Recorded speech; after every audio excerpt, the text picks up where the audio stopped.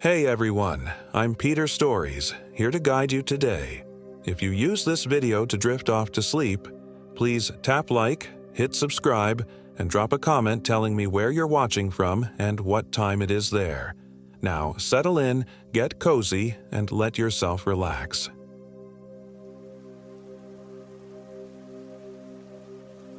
My name is Jennifer Williams, and I am 29 years old. This happened in the remote canyons of Cedar Mesa, Utah, in October of last year. I should have listened to the ranger at the Bears Ears National Monument Visitor Center when he warned us about the approaching storm system. Should have paid attention to the way his weathered face creased with genuine concern as he traced our planned route on the topographic map with a gnarled finger. Should have noticed how he lingered on the section marked Bullet Canyon and muttered something under his breath about people going missing in that area. But I was too excited, too eager to finally take this trip with my best friend since college, Amanda Wright.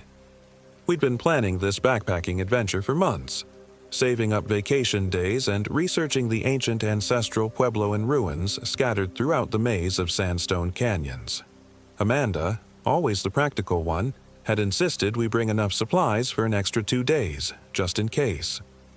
I'd teased her about being overly cautious, but now I thank God for her paranoia. The first day of our 4-day trek went perfectly. We hiked down into the canyon system through the standard route, marveling at the towering red walls that seemed to glow like embers in the late afternoon sun. The silence was profound.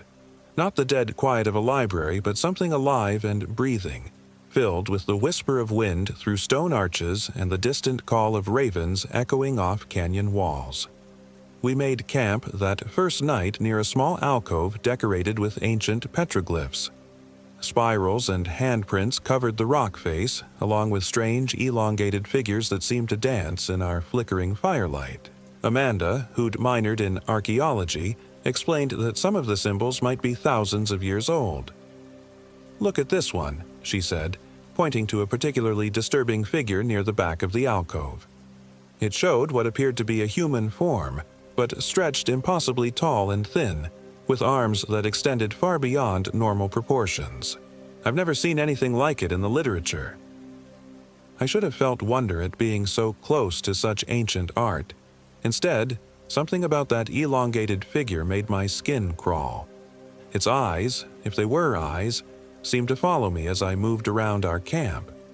I tried to shake off the feeling, attributing it to exhaustion and the disorienting effect of the canyon's echoing acoustics. That night, I dreamed of being watched. In the dream, I stood at the mouth of our alcove, staring out into the canyon darkness. Something tall and impossibly thin moved between the scattered juniper trees on the canyon floor, keeping to the deepest shadows. When I tried to focus on it directly, it would fade, but in my peripheral vision I could see it clearly. That same elongated figure from the petroglyphs, but moving, breathing, alive. I woke with a gasp to find our fire had died to barely glowing embers, though I was certain Amanda had banked it properly before we turned in. The temperature had dropped significantly, and my breath came out in visible puffs. October in southern Utah could be unpredictable, but this felt wrong. Too cold, too sudden. "Amanda," I whispered, reaching toward her sleeping bag. It was empty, unzipped from the inside. I sat up, heart hammering, and grabbed my headlamp. The beam cut through the darkness, illuminating our small camp and the petroglyphs behind us. That elongated figure seemed different somehow, more prominent than it had been the night before, though that was impossible. "Amanda!" I called softly, not wanting to wake. What?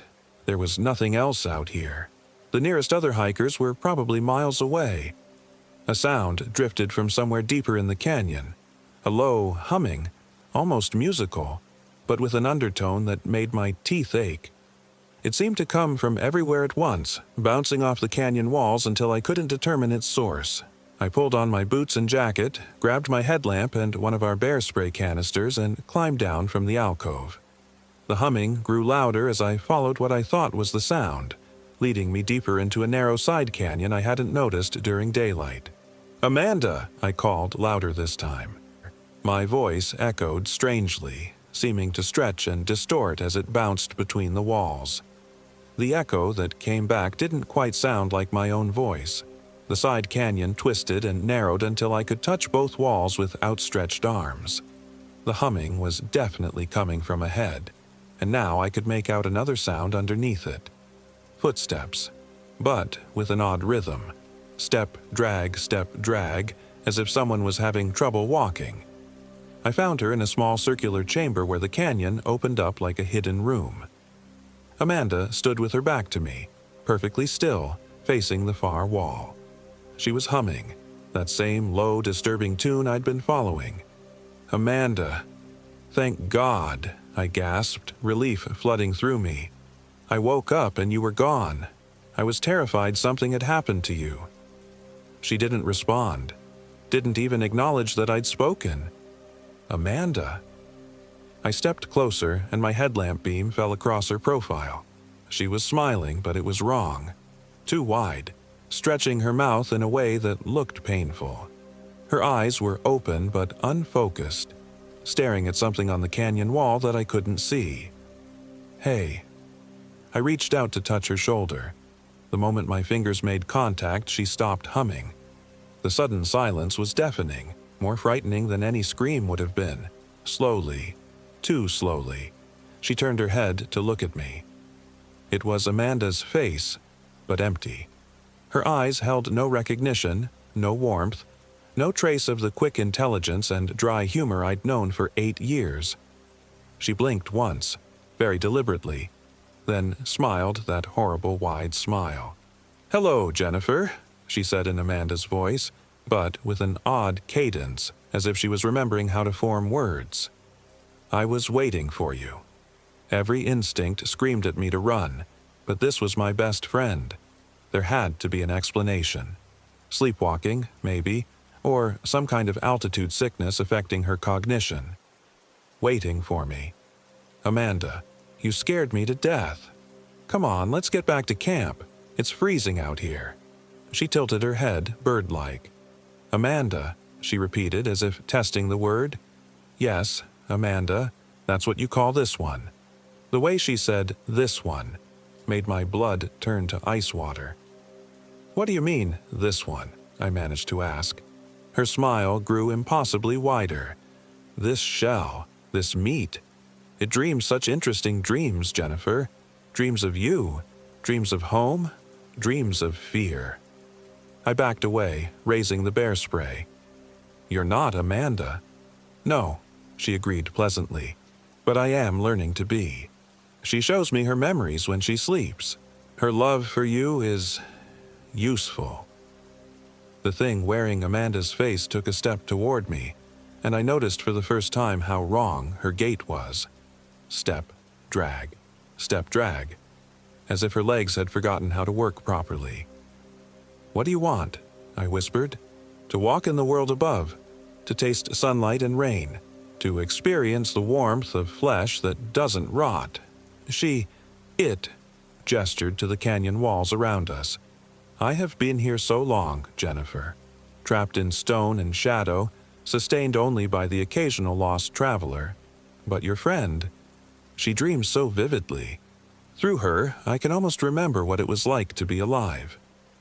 I sprayed the bear spray directly at her face. She didn't even flinch as the chemical cloud engulfed her. Instead, she laughed, a sound like grinding stone. I ran. The narrow canyon that had seemed straightforward on the way in became a labyrinth in my panic. Every turn looked the same in my headlamp beam. Every shadow could hide that thing pretending to be my friend. Behind me, I could hear it following, that step-drag rhythm echoing off the walls. Jennifer, it called in Amanda's voice, but distorted now, as if coming through a broken speaker. Don't leave me here. I'm scared. The pleading tone almost broke my resolve. It sounded so much like Amanda, like the friend who'd held my hair when I was sick in college, who'd driven 6 hours to be my maid of honor at my disaster of a first wedding, who'd helped me move 3 times without complaint. But Amanda would never follow me with that horrible dragging walk. Amanda would never smile like that. I burst out of the narrow canyon and back into the main drainage, gasping and sobbing. Our camp was visible in the distance, the dying embers of our fire like a tiny orange star. I ran toward it, stumbling over rocks and roots in the darkness. Behind me, the calling stopped. The dragging footsteps faded. When I finally reached our alcove, I climbed up and huddled in my sleeping bag, clutching the bear spray and a knife from our cooking kit. I didn't sleep. I sat with my back to the petroglyphs, staring out into the canyon darkness, jumping at every sound. As dawn broke, painting the canyon walls in shades of gold and rose, I began to hope that maybe it had all been a nightmare, some kind of altitude-induced hallucination. Then I heard Amanda's voice calling my name from somewhere down in the canyon. Jen, where are you? I had the weirdest night. I think I might have been sleepwalking."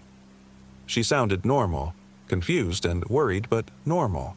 I wanted so desperately to believe it was really her, that whatever had happened in that hidden chamber had been some kind of shared hallucination.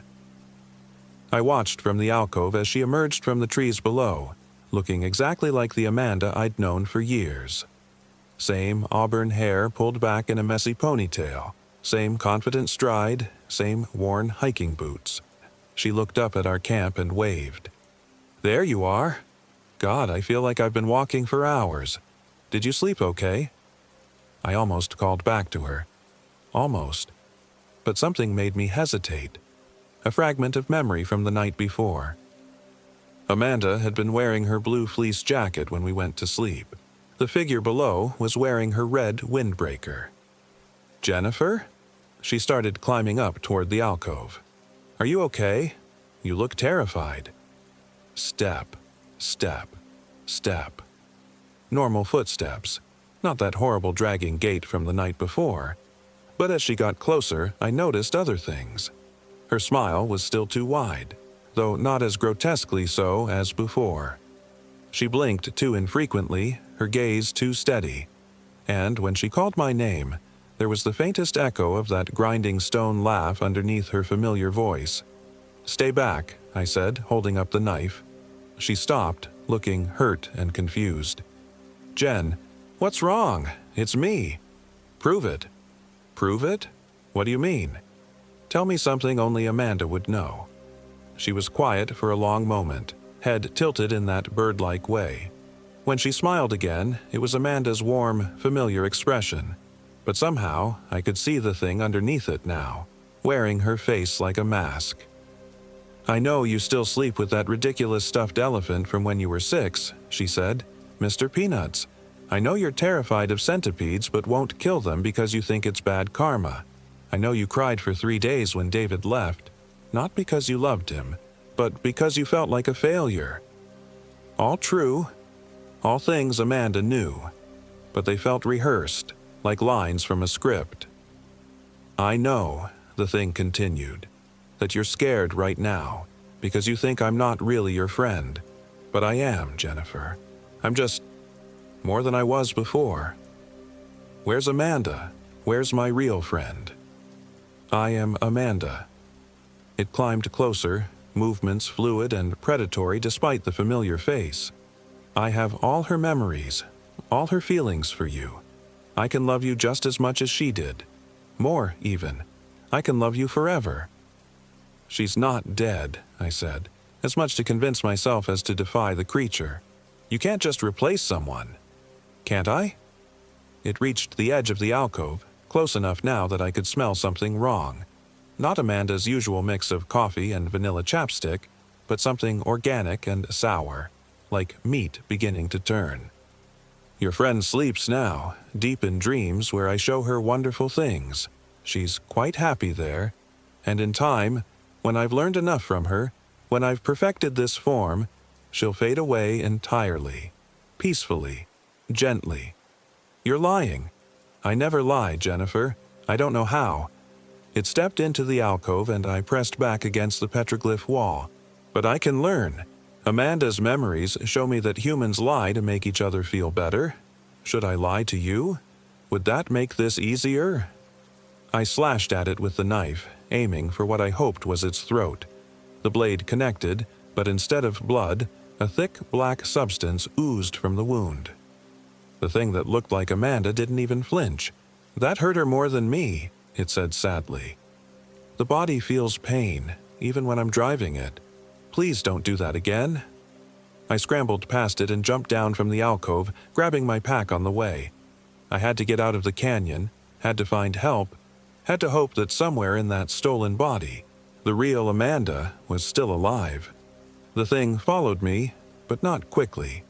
It seemed to be learning how to use Amanda's body efficiently, and for now, that gave me an advantage. I ran through the canyon maze, following the route we'd planned for day 2 of our hike, hoping desperately that I could remember all the landmarks Amanda had marked on our map. The canyon seemed different in daylight, but not in a reassuring way. Shadows fell in wrong directions, and distances stretched longer than they should have. When I checked my GPS, it showed only static. My cell phone had no signal, which was expected, but the screen kept flickering with interference patterns that hurt to look at. By midday, I realized I was lost. The landscape around me didn't match anything on our carefully annotated map. Worse, I'd started hearing things. Footsteps that matched my pace exactly, whispers in a language I didn't recognize. Amanda's laughter echoing from directions where I could see nothing but empty canyon. I stopped to rest in the shade of an overhang, rationing my water carefully. The temperature was climbing as the sun reached its zenith, and I was already feeling the effects of dehydration and panic. That's when I saw the other hikers. 2 men, both in their 40s, standing in the stream bed about 50 yards away. They looked normal, worn hiking clothes, heavy packs, the slightly dazed expression of people who'd been walking for hours. I almost cried with relief. "Hey," I called, waving, "over here." They turned toward me, and for a moment I saw their faces clearly. Normal, concerned, human faces. Then one of them smiled, and I saw that same too wide expression I'd seen on Amanda. "Jennifer," the other one called in a voice that started out unfamiliar but shifted, mid-syllable, into Amanda's tone. "There you are. We've been looking for you." I ran again. The canyon seemed to shift around me as I fled, paths branching and converging in ways that defied the topography I'd studied. Every time I thought I'd found the route back to the trailhead, I'd round a bend and find myself somewhere completely new. And always, behind me, I could hear them following. Not just Amanda now, but others. A growing collection of voices calling my name, each one starting strange and settling into familiar tones. My college roommate, Sarah. My sister, Beth. My mother. "Jennifer, honey, why are you running from us?" "Jen, it's me. It's Sarah. Remember our road trip to Portland? Remember how we got lost and ended up sleeping in the car?" "Sweetie, it's Mom. I'm here now. Everything's going to be okay." But underneath each familiar voice was that same grinding undertone, that sound like stone scraping against stone. As the sun began to set on my second day alone in the canyon, I finally admitted to myself that I wasn't going to make it out on my own. Whatever was happening here, whatever these things were, they controlled this place now. The landscape itself was working against me. I found a high ledge where I could see the approaches from multiple directions and settled in for another sleepless night. I had perhaps a day's worth of water left, maybe 2 if I was careful. My food was already gone. I'd eaten the last of my trail mix that morning, fighting nausea from fear and exhaustion. The voices had gone quiet as darkness fell, but I knew they were still out there, waiting. Around midnight, I heard a new sound. Genuine human voices, distant but getting closer. 2 men, by the sound of it, talking in normal tones about water purification tablets and whether they'd make it to their planned campsite before their flashlight batteries died. Real hikers. It had to be. I wanted to call out, to warn them, but I was terrified that my voice would somehow alert the things that had been hunting me. Instead, I climbed down from my ledge as quietly as possible and tried to intercept their path. I found them setting up camp in a small clearing, 2 men in their 60s who looked like experienced backpackers. Their gear was well used but quality, and they moved with the efficient economy of people who'd done this many times before. "Excuse me," I whispered, stepping into the edge of their flashlight beam. They both jumped, one of them reaching for what looked like a can of bear spray. "Whoa, sorry," the taller one said, relaxing slightly. "You scared us there. We weren't expecting to see anyone else out here." "Are you okay?" the other asked, studying my face in the light. "You look pretty rough." I probably looked terrible. 2 days without sleep, covered in scratches from scrambling over rocks, clothes torn and dirty. But they looked real. They smelled like normal humans, sweat and bug spray and camp coffee. Most importantly, they blinked at normal intervals and their smiles didn't stretch too wide. "I need help," I said. "My friend. Something happened to my friend. We need to get out of here." They exchanged glances. "What kind of something?" the tall one asked. His name tag read Bill, and he had the patient manner of someone used to dealing with panicked hikers. I tried to explain without sounding completely insane. "A hiking accident," I told them. Amanda had taken a fall and was acting strangely, possibly suffering from a head injury. She'd wandered off in the night and I'd been searching for her. It wasn't entirely a lie. Bill nodded seriously. "Head injuries are nothing to mess around with. We should get search and rescue involved." He pulled out a satellite communicator, the kind that could send emergency messages even without cell coverage. "Thank you," I breathed. "Thank you so much." His partner, whose name was Dave, was already packing up their camp. "We can escort you back to the trailhead tonight if you're up for a night hike. Get you to a ranger station where you can coordinate the search properly." I could have kissed them both. Real help. Real human beings who wanted to solve problems instead of wearing familiar faces and speaking in grinding voices. We'd been hiking for maybe an hour when Dave stopped suddenly. "You hear that?" he asked. In the distance, I could make out a woman's voice calling for help. It sounded weak, injured, frightened. "Amanda," I whispered. "That's your friend?" Bill asked. I wanted to say no, wanted to beg them to ignore the voice and keep walking toward safety. But what if it really was Amanda? What if she'd somehow broken free from whatever had taken her and was out there lost and hurt and alone? "Maybe," I said. Dave was already heading toward the sound. "We can't just leave someone calling for help." "Wait," I said, grabbing his arm. "What if it's not? What if she's not?" "Not what?" Bill asked, studying my face with growing concern. How could I explain without sounding completely unhinged? That my friend had been possessed or replaced by something that wore human faces like masks. That the canyon itself seemed to be working against us. "She was acting really strange," I said finally, "before she disappeared. Confused, not recognizing me. If she has a serious head injury, she might be dangerous." Bill nodded. "We'll be careful, but we can't just abandon someone who needs help." The voice called again, closer now. It sounded exactly like Amanda in distress. Weak, scared, hurt. Every protective instinct I had screamed at me to go to her. "Amanda?" I called softly. "Jen?" "Oh God, Jen, is that you?" The relief in the voice was so genuine, so perfectly Amanda, that I almost ran toward it right then. "Where are you?" Dave called. "I'm hurt," the voice replied. "I think my ankle's broken. I can see your lights." We followed the voice through a gap between two massive boulder formations, into a space that felt enclosed and trap-like. Our flashlight beams swept back and forth. Searching. "There," Bill said, pointing. Amanda sat propped against a rock wall, cradling her left leg.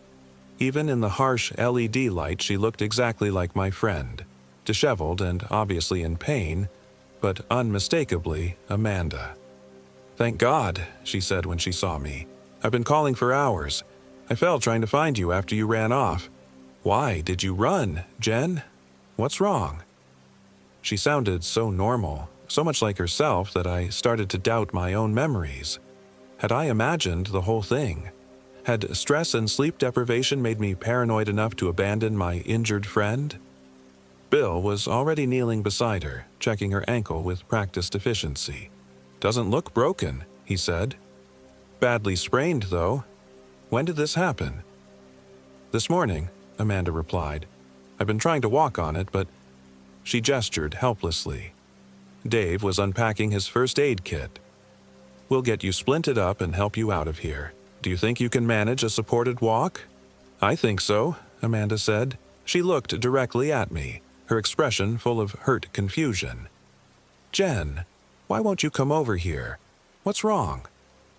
Everything about her seemed right. Her voice, her mannerisms, even the way she held her injured leg. But I remembered that grinding laugh, remembered the thing that had worn her face and spoken of shells and meat. "Tell me about Mr. Peanuts," I said quietly. She blinked, looking confused. "What?" "Mr. Peanuts. You mentioned him earlier." "I don't. What are you talking about, Jen? You're scaring me." The real Amanda would have remembered. She'd have laughed and made some joke about my childhood attachment to that ridiculous stuffed elephant. This thing, whatever it was, had accessed Amanda's memories earlier, but now it seemed to have forgotten. Or maybe I was wrong. Maybe the fall had affected her memory. Or maybe she was just too hurt and scared to think clearly. "Never mind," I said, stepping closer. "I'm just glad you're okay." But as I got within arm's reach, I caught that smell again. That organic, sour odor like spoiling meat. And when Amanda smiled up at me, I saw her teeth were stained black at the roots. "I knew you'd come back for me," she said, reaching out to take my hand. The moment her fingers touched mine, the temperature plummeted. My breath came out in white puffs, and frost began forming on the rocks around us. Bill and Dave stumbled backward, their own breath visible in the sudden cold. "What the hell?" Dave started. Amanda's grip tightened on my hand, her fingers impossibly cold and strong. When she looked up at me, her eyes reflected our flashlight beams like an animal's. "I told you I could learn," she said in that grinding voice. "I told you I could love you better than she ever did." The thing that had been Amanda stood up, putting weight on the supposedly injured ankle without any sign of pain. As it rose, it seemed to stretch and expand, growing taller than Amanda had ever been, its limbs extending beyond human proportions. Bill and Dave scrambled for their packs, shouting questions and curses. I tried to pull free, but the creature's grip was like iron. "You brought me gifts," it said, looking at the two men with Amanda's face but something else's hungry smile. How thoughtful. What happened next still haunts my nightmares. The thing moved with inhuman speed, covering the distance to Bill in a single fluid motion. There was a wet, tearing sound, a brief scream cut short, and then silence. Dave managed to get his bear spray out, but the creature moved like smoke, flowing around the chemical cloud and behind him before he could turn. The second scream lasted longer. I ran. Again. The creature let me go. Maybe it was busy with its new victims. Maybe it wanted the chase to continue. I fled through the darkness, following my own panicked instincts rather than any planned route. Behind me, I could hear it feeding. Wet, disgusting sounds that I tried desperately to block out. When those stopped, I heard something worse. Bill's voice calling my name, then Dave's. Both sounding perfectly normal, perfectly human. The creature was learning, getting better at wearing stolen faces. I ran until my legs gave out, then crawled until I found a crevice between two boulders where I could wedge myself in and hide. I stayed there as the false dawn gave way to real sunrise, listening to the voices of my dead friends calling for me in the distance. As full daylight arrived, the voices faded. Whatever these things were, they seemed to prefer darkness for their hunting. I used the quiet hours to plan my escape, studying the canyon walls and looking for any route that might lead up and out of this maze. The landscape looked different again, as if the canyon system rearranged itself in the darkness. Formations I'd memorized were in wrong positions, and distances seemed compressed or stretched without pattern. But in the growing light, I spotted something that filled me with desperate hope. A narrow chimney leading up through the cliff face, barely wide enough for a human body but potentially climbable. It took me most of the day to reach the base of the chimney, moving carefully from shadow to shadow and pausing frequently to listen for pursuit. The climb itself was technical and dangerous, requiring me to wedge my back against one wall and walk my feet up the other, inching my way toward the rim far above. Halfway up, my water ran out. 3/4 of the way, my strength began to fail. But the alternative was going back down to face those things. So I kept climbing. I reached the canyon rim just as the sun was setting, hauling myself over the edge and collapsing on the sandstone plateau above. The normal world spread out around me. Sagebrush and pinyon pines, distant mesas, and, far in the distance, the lights of the small town where we'd started our hike 3 days ago. I walked through the night, navigating by stars and the distant glow of civilization. Every shadow could hide one of those creatures, every sound might be a stolen voice calling my name. But nothing followed me up from the canyon depths. The first person I encountered was a rancher checking his fence line at dawn. He took one look at my condition and radioed for help, and within an hour I was in an ambulance heading for the hospital in Blanding. I told the rangers and police that Amanda had fallen while we were hiking, that I'd gone for help and gotten lost trying to find my way back to her. Search teams spent 4 days combing the canyon system where I claimed we'd been camping. They found our original campsite in the alcove with the petroglyphs. They found Amanda's backpack and sleeping bag, abandoned in what looked like a struggle. They found traces of Bill and Dave's camp, and eventually their bodies, or what was left of them. They never found Amanda. The official report listed her as missing, presumed dead due to exposure or misadventure. The deaths of Bill and Dave were attributed to an animal attack, probably a mountain lion, though the ranger I spoke to privately admitted he'd never seen wounds quite like theirs. I never told anyone the real story. Who would believe it? Even I have moments of doubt, times when I wonder if extreme stress and dehydration made me hallucinate the whole supernatural element. Maybe Amanda really did fall and suffer a head injury. Maybe she wandered off in confusion and died of exposure while I was running from shadows. But I know what I saw. I know what I smelled. And I know that something in those canyons learned to be human by wearing the faces of the people it killed. Sometimes, late at night, I get phone calls where no one speaks, but I can hear breathing on the other end. Breathing that sounds familiar. That makes me think of Amanda. The caller ID always shows her old number, the cell phone that was found in her abandoned pack. Sometimes I catch glimpses of familiar faces in crowds. Bill, Dave, even Amanda herself. They're always too far away to be sure, always disappearing around corners or into buildings before I can get a closer look. But they see me watching, and they smile those 2 wide smiles.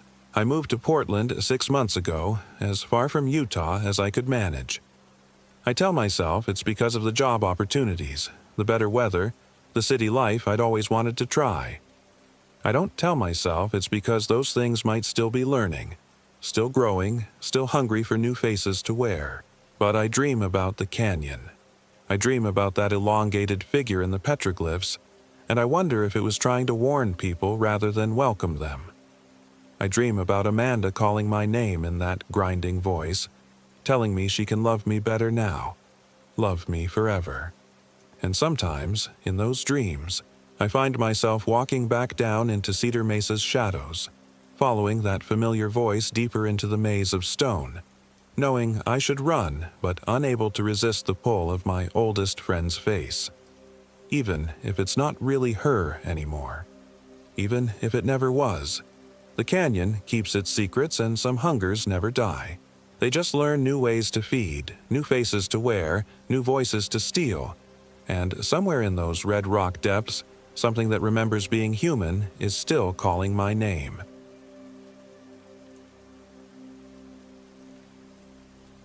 My name is Sarah Rodriguez, and I am 32 years old. This happened in the remote wilderness near the Uinta Mountains in northeastern Utah, a place where cell towers don't reach, and the nearest town is a 3-hour drive through winding mountain roads. I should have listened to the park ranger who warned us about the unusual wildlife activity in the area. I should have paid attention to the way his eyes avoided mine when he mentioned the incidents from the previous month, but I was too focused on proving something to myself, that I could handle the wilderness alone, that I didn't need anyone to feel complete. The divorce had been finalized 6 months earlier, and my therapist suggested I reconnect with activities that made me feel strong. Hiking had always been my sanctuary, the one place where the constant anxiety that plagued my daily life seemed to quiet. So, when my friend Jessica backed out of our planned 3-day backpacking trip to the Uinta Wilderness at the last minute, I decided to go alone. The trailhead parking lot was empty except for a rusted pickup truck that looked like it hadn't moved in weeks. Tall ponderosa pines stretched toward an overcast sky, their branches swaying in a wind that carried the scent of impending rain. I shouldered my 40-pound pack and checked my GPS one final time before heading up the Mirror Lake Trail toward my planned campsite near Crystal Lake. The first few hours of hiking felt therapeutic. My boots found their rhythm on the well-maintained trail, and the familiar burn in my calves reminded me why I loved this.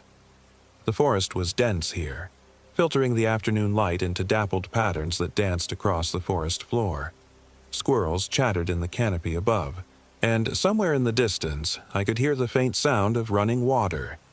But as I climbed higher, something began to feel off. The forest grew quieter, not the peaceful quiet of nature, but an oppressive silence that made my skin crawl. The normal sounds of wildlife gradually faded until all I could hear was my own breathing and the crunch of pine needles under my boots. Even the wind seemed to die away, leaving the trees unnaturally still. I stopped to check my map and GPS around 4 p.m., planning to reach my campsite before dark. According to my coordinates, I should have been approaching the lake, but all I saw were more trees stretching endlessly in every direction. The GPS screen flickered, showing my location jumping erratically between points that couldn't possibly be accurate. "Come on," I muttered, tapping the device. The screen went black, then displayed a location that showed me somehow 20 miles south of where I'd started, in an area I'd never heard of called Whispering Pines Valley. I pulled out my paper topographic map, the one my ex-husband always mocked me for carrying. "Technology fails, Sarah," I whispered to myself, mimicking his condescending tone. But as I unfolded the map, my blood ran cold. The familiar landmarks were gone, replaced by terrain features I didn't recognize. The lake I'd been hiking toward wasn't marked anywhere, and in its place was a large blank area labeled simply "Restricted Access, Danger." My hands trembled as I refolded the map. This made no sense. I'd used the same map on previous trips to the area. I'd studied it for hours while planning this hike. Yet, now it showed a completely different landscape, as if someone had replaced it with a map of another region entirely. The rational part of my mind tried to find an explanation. Maybe I'd grabbed the wrong map from my gear closet. Maybe the stress of the divorce was affecting my memory more than I'd realized. But a growing sense of unease told me something was fundamentally wrong with this place. I decided to backtrack to the trailhead, but after an hour of walking, I found myself in a clearing I'd never seen before. Ancient ponderosa pines formed a perfect circle around a small meadow, their trunks scarred with deep, claw-like gouges that looked fresh. In the center of the clearing stood a single dead tree, its bare branches twisted into shapes that hurt to look at directly. The silence here was absolute. No insects buzzed, no birds sang. Even my own footsteps seemed muffled, as if the air itself was thick and wrong. I approached the dead tree, fighting every instinct that screamed at me to run. Up close, I could see that the bark had been stripped away in precise patterns, forming symbols that looked almost like writing in a language I didn't recognize. As I studied the markings, a sound broke the oppressive quiet, a low, keening wail that seemed to come from the trees themselves. The noise raised every hair on my body and sent a primal chill down my spine. It lasted only a few seconds, but in that time, I felt utterly exposed and vulnerable, like prey being watched by a predator I couldn't see. I backed away from the tree, my heart pounding so hard I could feel it in my throat. The wail came again, closer this time, and I realized it was moving, circling the clearing just beyond the tree line. Whatever was making that sound was hunting, and I was trapped in the open. I ran. My heavy pack bounced against my back as I crashed through the underbrush, branches tearing at my clothes and face. Behind me, the wailing continued, sometimes sounding like wind through the trees, other times distinctly animal-like, but always wrong in ways that my mind couldn't fully process. I ran until my lungs burned and my legs gave out, finally collapsing beside a fallen log. The forest around me looked familiar again. Normal pines and aspens, the kind of terrain I expected in the Uintas. My GPS flickered back to life, showing me exactly where I should be according to my original plan. The paper map, when I checked it with shaking hands, once again showed the correct landmarks and trail systems. It was as if the last few hours had been a hallucination brought on by altitude and stress, but the scratches on my arms from my panicked flight were real, and the memory of that inhuman wailing still made my hands shake. I made camp quickly as darkness fell, choosing a spot with good visibility in all directions. My small tent felt like a pathetic barrier against the wilderness, but it was all I had. I built a fire and heated a can of soup, trying to convince myself that I'd simply gotten disoriented and let my imagination run wild. But the forest around my campsite remained unnaturally quiet. No owls hooted. No coyotes called in the distance. Even the crackling of my fire seemed muted, as if the sound was being absorbed by something in the darkness beyond the ring of light. I tried to sleep around 10 p.m., but every small noise made me freeze in my sleeping bag. The zipper on my tent sounded unnaturally loud in the silence. My breathing seemed to echo. Worst of all, I kept hearing what sounded like footsteps circling my campsite. Slow, deliberate steps that stopped whenever I held my breath to listen more carefully. Around midnight, I heard voices. At first, I thought other campers had arrived and relief flooded through me. But as I listened more carefully, I realized the voices were wrong. They spoke in low, conversational tones, but I couldn't make out words, only a rhythmic cadence that rose and fell like a chant. The voices seemed to come from multiple directions at once, as if a group of people had surrounded my camp. I unzipped my tent flap slightly and peered out. My fire had burned down to glowing coals, casting just enough light to see the immediate area around my campsite. Nothing moved in the orange glow, but the voices continued, sometimes closer, sometimes farther away, always just at the edge of comprehension. "Hello?" I called out, my voice cracking with fear. "Is someone there?" The voices stopped immediately, leaving a silence so complete it felt solid. I waited, hardly breathing, for what felt like hours. When the voices resumed, they were different. Higher pitched, almost childlike, but with an underlying quality that made my skin crawl. They seemed to be mimicking human speech without understanding it, like parrots repeating sounds they'd heard. One voice, clearer than the others, spoke directly outside my tent. "Help me." The words were perfectly formed, spoken in a young girl's voice full of pain and terror. Every instinct told me to unzip the tent and help, but something deeper, some primal survival mechanism, kept me frozen in place. "Please," the voice continued. "I'm lost. I'm hurt. Please help me." I wanted to respond, but when I opened my mouth, no sound came out. The voice was too perfect, too calculated. It hit every note designed to trigger a protective response. But underneath the words, I could hear something else. A subtle wrongness, like a recording played at slightly the wrong speed. "I know you're in there," the voice said, and now it sounded older, more adult. "I can smell your fear." That's when I knew with absolute certainty that whatever was outside my tent was not human. The night dragged on with the voices continuing their psychological assault. Sometimes they pleaded for help, sometimes they whispered my name, though I'd never told anyone in these woods what it was.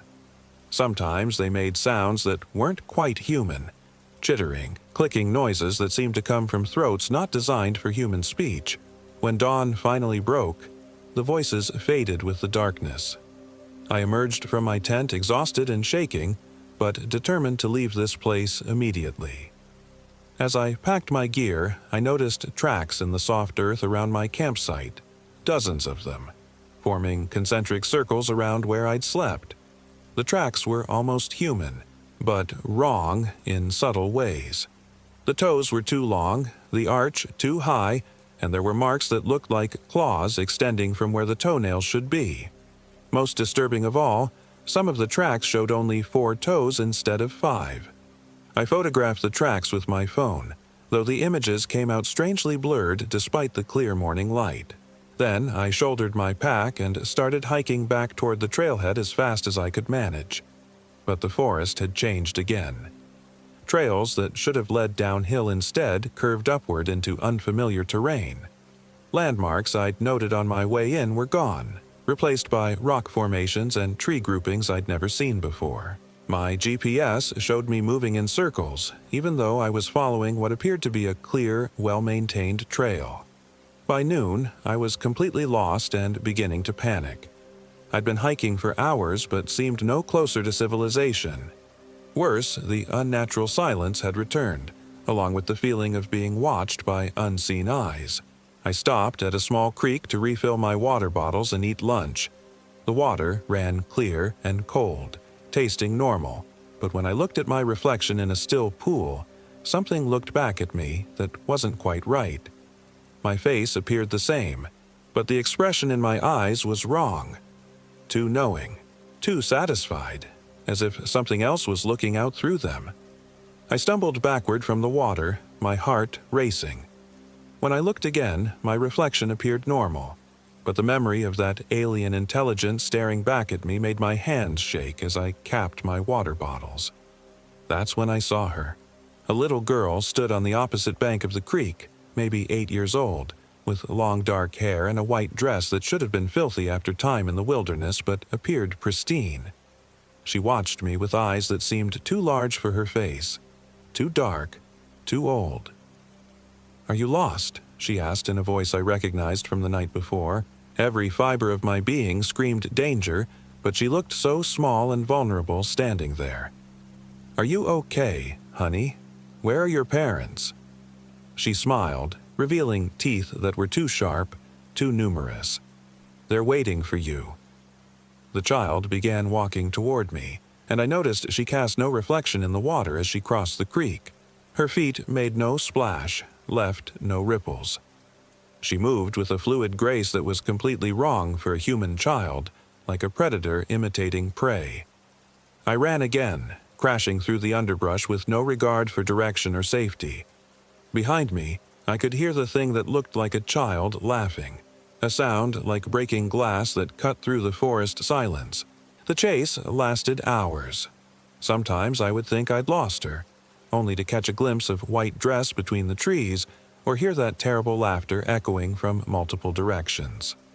The forest itself seemed to be helping her, with branches catching my pack and roots tripping my feet while she glided effortlessly through obstacles that should have stopped her.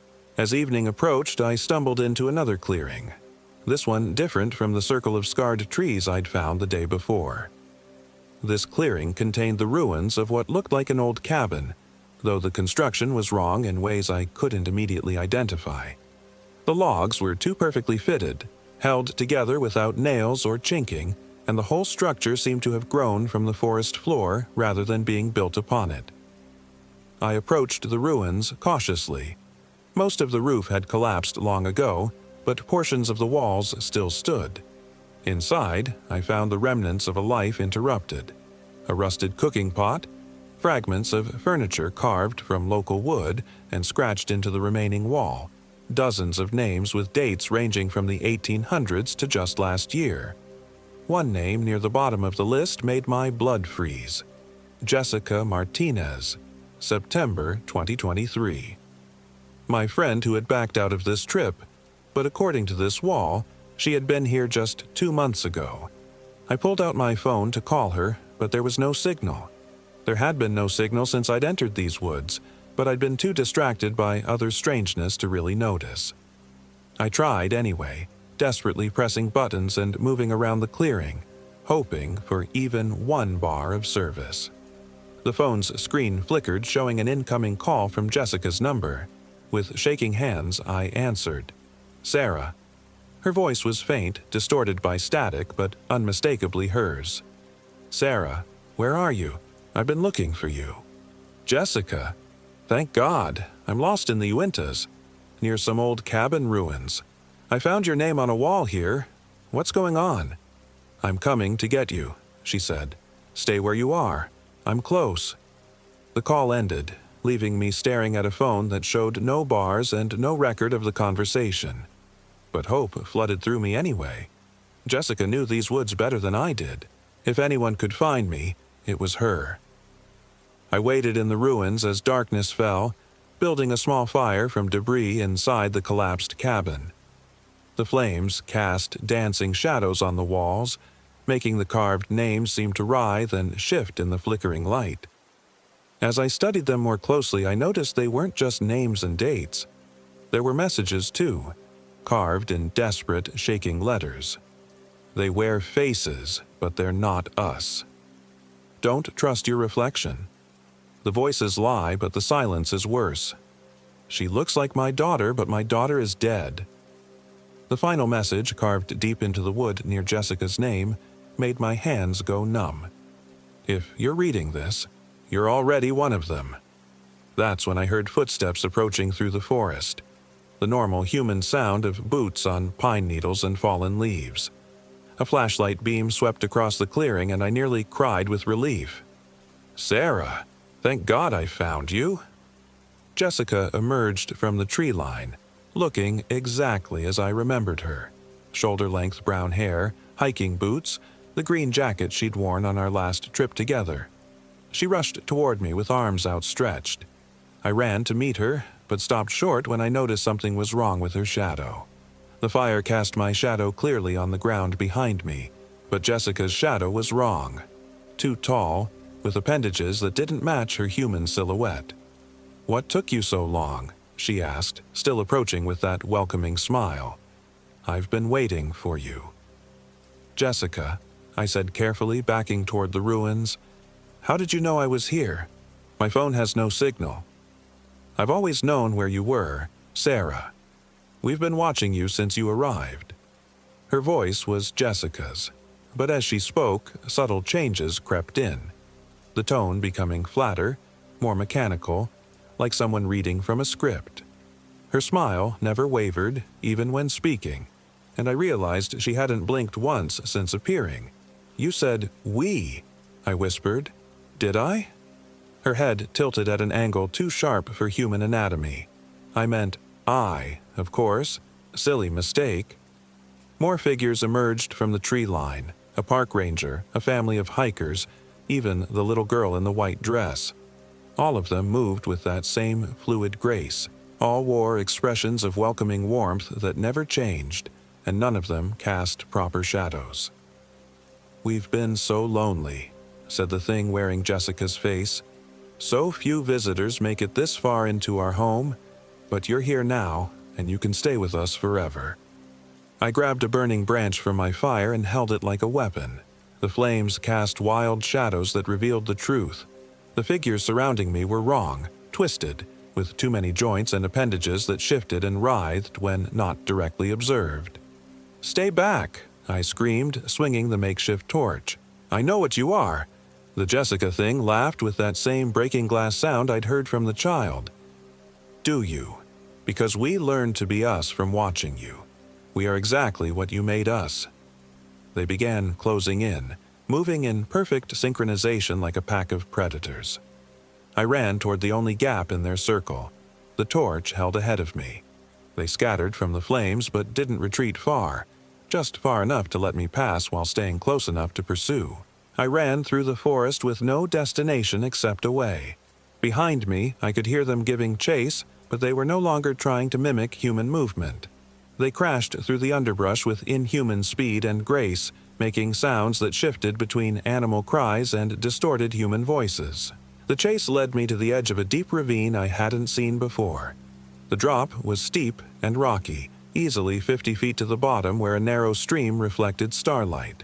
Behind me, the pursuit was getting closer. I could hear them calling my name and voices of everyone I'd ever loved. My mother, my ex-husband, friends from childhood, all distorted and wrong. I had no choice. I jumped. The fall was a confusion of pain and terror. I hit the slope about halfway down, rolling and sliding over rocks and loose scree, my pack absorbing some of the impact but leaving me battered and bleeding. I landed hard in the shallow stream at the bottom, the shock of cold water driving the breath from my lungs. Above me, the creatures gathered at the edge of the ravine. In the starlight, I could see their true forms. Pale, elongated things that barely resembled the humans they'd been mimicking. They made sounds of frustration and rage, but seemed unwilling or unable to follow me down. "You can't leave," called the Jessica thing. "This is your home now. We are your family now." I forced myself to stand despite the pain from my fall. My left ankle felt sprained and my ribs ached with each breath, but I was alive and apparently beyond their reach. The stream led away from the ravine, and I followed it downstream, using my phone's flashlight to navigate the rocky stream bed. Hours passed as I stumbled through the water, following its course as it wound between steep canyon walls. My ankles swelled inside my boot, making each step agony. But I didn't dare stop. Above me, I could sometimes hear the creatures moving parallel to my path, making their inhuman calls to each other. As dawn approached, the canyon walls began to lower and spread apart. The stream joined a larger creek, and I could see ahead to where the water passed under a bridge. A real bridge, with the familiar sight of a paved road crossing above it. I've never been so happy to see asphalt in my life. The road led to a small highway, and from there I was able to flag down a passing motorist who took me to the nearest hospital. I told the doctors I'd gotten lost while hiking and fallen into a ravine, close enough to the truth to be believable. They treated my sprained ankle, several bruised ribs, and the cuts and scrapes from my fall. The Park Service launched a search of the area where I claimed to have been lost, but they found no trace of the cabin ruins, the circular clearing with the scarred trees, or the ravine I'd fallen into. According to their maps, those features simply don't exist in that part of the Uinta wilderness. I tried calling Jessica when I got home, but her number had been disconnected. Her apartment was empty, with a "for rent" sign in the window. When I asked the landlord, he told me the previous tenant had moved out 6 months ago, around the same time I'd started planning this hiking trip. I've tried researching Whispering Pines Valley, but I can't find any reference to such a place in Utah or anywhere else. The photographs I took of the strange tracks near my campsite are gone from my phone, though other pictures from the trip remain. It's as if any evidence of what I experienced has been systematically erased. Sometimes, late at night, I still hear voices calling my name. They sound like people I know, friends, family members, co-workers, but with that same subtle wrongness I remember from the forest. When I look out my window, I sometimes see figures standing at the edge of the streetlight's reach, watching my apartment with two still faces and shadows that don't match their forms. I've moved twice since returning from Utah, but they always find me. I know now that I didn't really escape that place. Part of me, some essential piece of who I am, stayed behind in those woods, and part of what I encountered there came back with me. The worst part is the uncertainty. In quiet moments, when I catch my reflection at an unexpected angle or hear my own voice saying words I don't remember choosing, I wonder if I'm still me at all. Maybe I never made it out of that ravine. Maybe what returned to civilization was just another one of their mimics, good enough to fool everyone except the person trapped inside, screaming silently as something else lives her life. I still have nightmares about the cabin ruins and the names carved into its walls. In my dreams, I return to find my own name added to the list, with yesterday's date carved below it in letters that look suspiciously like my own handwriting. The invitation is always there, whispered in voices that wear the faces of everyone I've ever trusted. Come back to us, Sarah. Come home to the Whispering Pines. We're waiting for you, and we have so much to show you about who you really are. Sometimes, on dark nights when the isolation feels overwhelming, that invitation almost sounds appealing. Almost. But I remember the names on that wall, and I remember the truth those desperate messages tried to convey. Once you enter their world, you never really leave. And once they enter ours, they never really go away. I'm telling this story because I need someone else to know, in case something happens to me. In case one morning I wake up and can't quite remember why I'm afraid of the dark, or why certain voices make my skin crawl, or why I check every reflection to make sure it's really mine. If you're reading this and I seem different somehow, if I smile too long or blink too little, if my shadow looks wrong or my voice sounds slightly off, please remember that the real Sarah Rodriguez is still in there somewhere, trapped behind eyes that aren't quite her own, screaming warnings that no one can hear. And whatever you do, don't go looking for Whispering Pines Valley. Some places are meant to remain lost, and some doors should never be opened. Because once they know you exist, they'll never stop calling you home.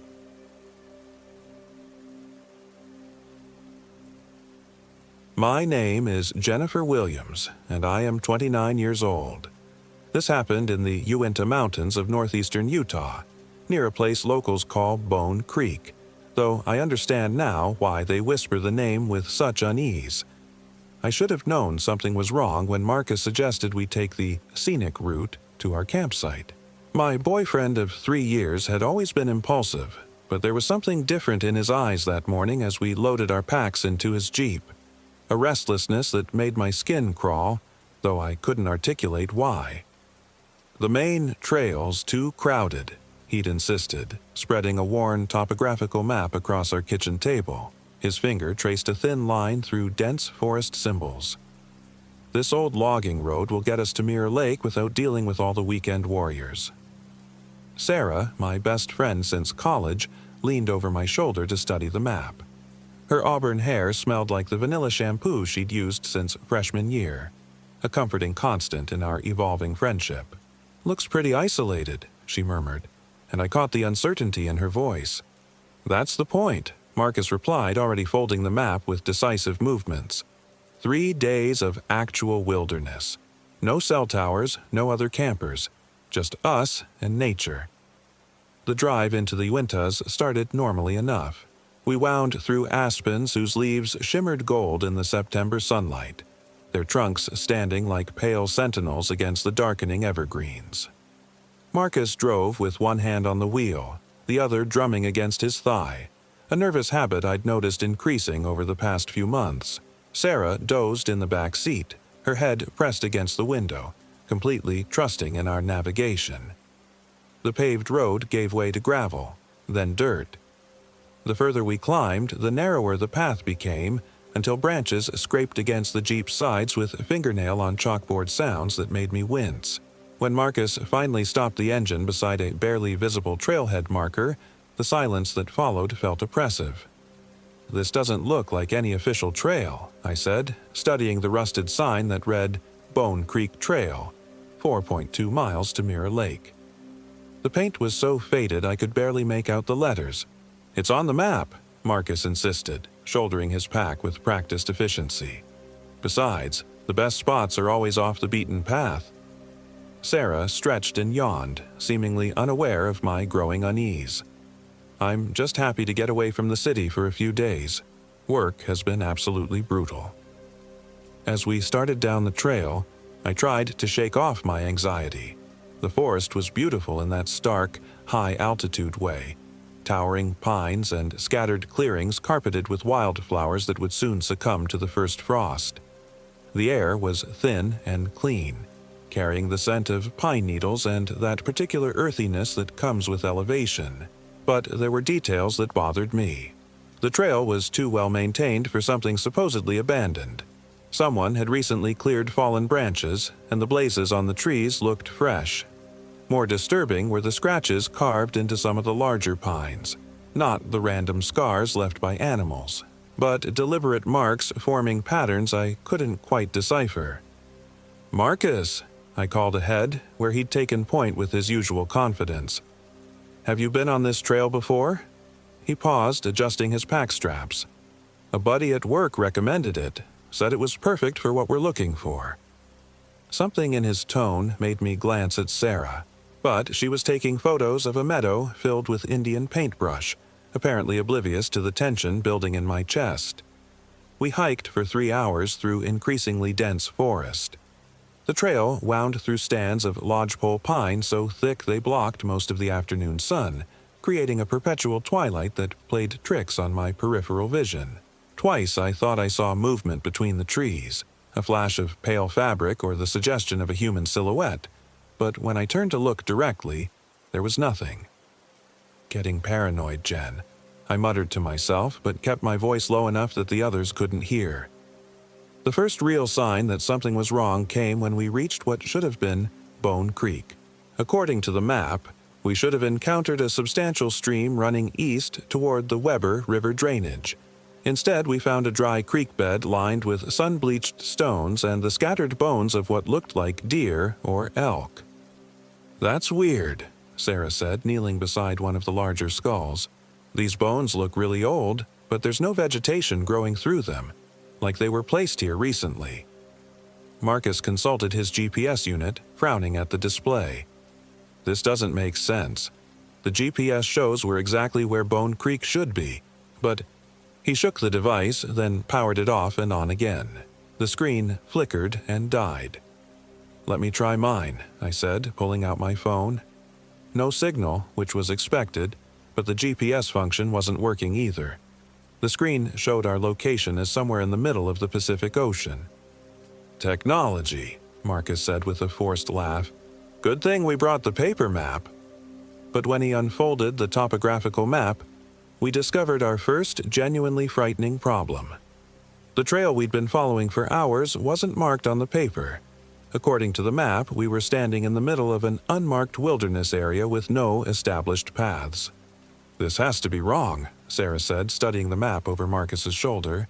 "We followed the blazes. There were trail markers." I thought about those scratches on the trees, the ones I'd assumed were blazes. Had they actually been trail markers or something else entirely? "We need to turn back," I said. "Now, while we still have daylight." Marcus shook his head. "We're already most of the way to the lake. It can't be much further." "According to what?" I demanded. "The map that doesn't show this trail? The GPS that thinks we're underwater?" "According to logic," he snapped, and there was an edge to his voice I'd never heard before. "We've been hiking consistently uphill toward higher elevation. The lake has to be close." Sarah looked between us, sensing the growing tension. "Maybe we should vote," she suggested diplomatically. "I'm honestly fine with either option." Before I could argue further, Marcus had shouldered his pack and started walking deeper into the forest. After a moment's hesitation, Sarah followed. I stood alone beside the bone-dry creek bed, feeling the weight of approaching evening and the first whispers of mountain cold. I could have turned back alone. Should have, probably. Instead, I hurried to catch up, driven by the terrible certainty that splitting up would be the worst possible choice. The trail, if it could still be called that, began to climb more steeply. The blazes on the trees became more frequent, but also stranger. What I'd initially mistaken for trail markers now looked more like symbols, crude figures that resembled stick people, spirals, and shapes that hurt to look at directly. When I mentioned this to Marcus, he dismissed my concerns. "Probably some local folklore thing," he said. "Every wilderness area has its ghost stories." But Sarah had grown quiet, and I noticed her glancing over her shoulder with increasing frequency. When I asked if she was okay, she gave me a strained smile. "Just feeling watched," she admitted. "Probably just being silly." I wasn't being silly, though. Something was following us through the trees, keeping pace but staying just out of sight. I caught glimpses of movement in my peripheral vision, always when I wasn't looking directly, always just far enough away to dismiss as imagination. But the feeling of being observed grew stronger with each passing hour. By the time we found the lake, the sun was setting behind the western peaks, painting the sky in shades of orange and red that reflected ominously in the still water. Mirror Lake was smaller than I'd expected, perhaps 200 yards across, surrounded by steep granite walls that rose into darkness. The water was so still it looked like black glass, perfectly reflecting the jagged peaks above. "It's beautiful," Sarah said, but her voice lacked conviction. The lake was wrong. I couldn't articulate exactly how, but every instinct I possessed screamed warnings. The water was too still, too dark. No insects disturbed its surface, no fish created ripples. The usual sounds of wilderness, bird calls, rustling leaves, the distant splash of wildlife, were completely absent. We made camp on a small clearing about 50 yards from the shoreline. Marcus seemed almost manic as he set up his tent, humming under his breath and moving with jerky, energetic motions. Sarah and I worked more slowly, both of us casting frequent glances at the unnaturally still lake. "The water's probably safe to drink," Marcus announced, pulling out his water purification tablets. "I'll grab some for dinner." "I wouldn't," I said quickly. "Something feels off about this place." He laughed, but it sounded forced. "Come on, Jen. You're letting the isolation get to you. It's just a mountain lake." But when he approached the shoreline with his water bottle, something strange happened. The moment his boots reached the water's edge, concentric ripples began spreading across the entire surface. Not from where he stood, but from the center of the lake, as if something large had disturbed the water from below. Marcus froze, water bottle in hand, staring at the expanding circles. "What the hell?" The ripples continued for nearly a minute, growing wider and more pronounced before the lake surface returned to its mirror-like stillness. Marcus backed away from the shoreline without filling his bottle. "We'll use the water we brought," he said, trying to sound casual. "No point taking chances with lake water." That first night was when the real wrongness began. I've always been a light sleeper, but something woke me around 2 a.m. with a start so violent I nearly screamed. For a moment, I couldn't identify what had disturbed me. The night was utterly silent. No wind in the trees, no night birds, no insects. Even our breathing seemed muffled as if the air itself was too thick. Then I heard it, a low, humming sound, barely perceptible, coming from the direction of the lake. It wasn't mechanical, too organic, too rhythmic. It sounded almost like chanting or singing, but in no language I recognized. I unzipped my tent fly as quietly as possible and peered out. The lake surface was glowing with a faint phosphorescence, creating enough light to see the surrounding shoreline. At first, everything appeared normal. Then I noticed the figures. They stood perfectly still around the lake's perimeter, maybe a dozen of them, spaced at regular intervals. From my position, they looked like people, but there was something wrong with their proportions. Too tall, too thin, with limbs that seemed to bend at odd angles. They faced the water, completely motionless, and that low humming sound seemed to emanate from their direction. I watched for what felt like hours, afraid to move or make any sound. The figures never shifted position, never stopped their barely audible chanting. Just before dawn, as the first gray light began to seep through the trees, they simply vanished. One moment they were there, the next, the shoreline was empty. I convinced myself I'd been dreaming until I crawled out of my tent and found footprints in the soft earth around our campsite. They were human-shaped, but wrong. Too long, with what looked like additional toe marks extending beyond where normal feet should end. Marcus and Sarah were both still asleep, so I decided not to wake them. What could I say that wouldn't sound insane? Instead, I started packing my gear as quietly as possible, hoping to convince them to break camp early. Marcus emerged from his tent around sunrise, looking haggard. "Weird dreams last night," he said, rubbing his face. "Felt like I barely slept." "What kind of dreams?" I asked, though I wasn't sure I wanted to hear the answer. "Can't really remember. Something about swimming, I think. But the water was—" He paused. staring at the lake with a confused expression. The water was full of voices. Sarah joined us a few minutes later, looking equally tired. "Please tell me someone else heard that singing last night." The relief I felt at her confirmation was immediately replaced by deeper fear. If we'd all experienced something, it hadn't been a dream. "We need to leave," I said. "Right now. Pack everything and get back to the trail." Marcus looked at me with an expression I'd never seen before, something between confusion and annoyance. "We just got here. We planned 3 days." "Plans change. Something's not right about this place." "What's not right is your attitude," he snapped. "You've been negative since we started hiking. Can't you just enjoy being in the wilderness for once?" The vehemence in his voice shocked me.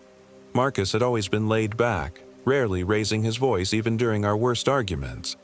Now he was glaring at me with genuine hostility. "Marcus," Sarah said carefully, "maybe we should consider." "Consider what?" he interrupted. "Running away because of some weird dreams? We drove 4 hours to get here. I'm not leaving because Jen gets spooked by a little isolation." I stared at him, trying to reconcile this aggressive stranger with the man I'd been dating for 3 years. "You're acting like a completely different person." "Maybe I'm just tired of pretending everything's fine when it's not," he said, his voice dropping to a dangerous whisper. "Tired of pretending I don't notice how you flinch every time I touch you. Tired of pretending I don't know you've been planning to leave me." The accusation hit like a physical blow. It was true. I had been considering ending our relationship, but I'd never given him any concrete indication. How could he possibly know? "That's not," I began, but he cut me off. "It's not what?" "Not true. Don't lie to me, Jennifer. Not here. Not now." Sarah stepped between us, hands raised peacefully. "Okay, let's all take a breath. We're tired, we're stressed, and we're probably a little altitude sick.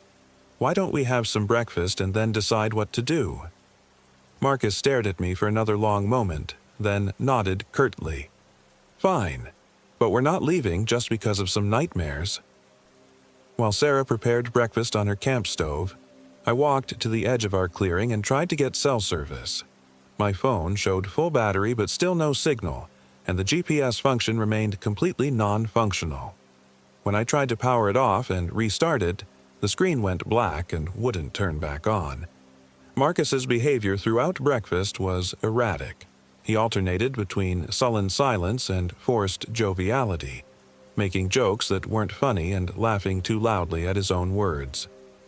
Several times I caught him staring at the lake with an expression of intense concentration, as if he was listening to something the rest of us couldn't hear. "The water's so still," he commented at one point. "Like glass. You could see all the way to the bottom if you got close enough." "I don't think that's a good idea," I said quickly. He turned to me with that same hostile expression from earlier. "Why not? What exactly do you think is going to happen?" Before I could answer, Sarah gasped and pointed toward the lake. "Look at the shoreline." The water level had dropped. Not dramatically, but enough to expose several feet of muddy lake bottom that had been underwater the day before. Scattered across the newly revealed mud were more bones. Not animal bones this time, but what looked unmistakably like human remains. "We're leaving," I said, standing up and grabbing my pack. "Right now." This time, even Marcus didn't argue. We broke camp in record time, stuffing gear into packs with shaking hands. The sight of those bones had shattered whatever spell the lake had been weaving around us. But when we reached the spot where the trail should have continued back toward our car, we found nothing but dense forest. The blazes that had guided us to the lake were gone, as if they'd never existed. Even the footprints from our own hike were absent. "This is impossible," Sarah whispered, turning in slow circles. "The trail was right here. I remember that fallen log, that boulder formation. This is the exact spot." I pulled out my compass, hoping for some sense of direction, but the needle spun wildly before settling on a heading that changed every few seconds. Like everything else, it had become unreliable.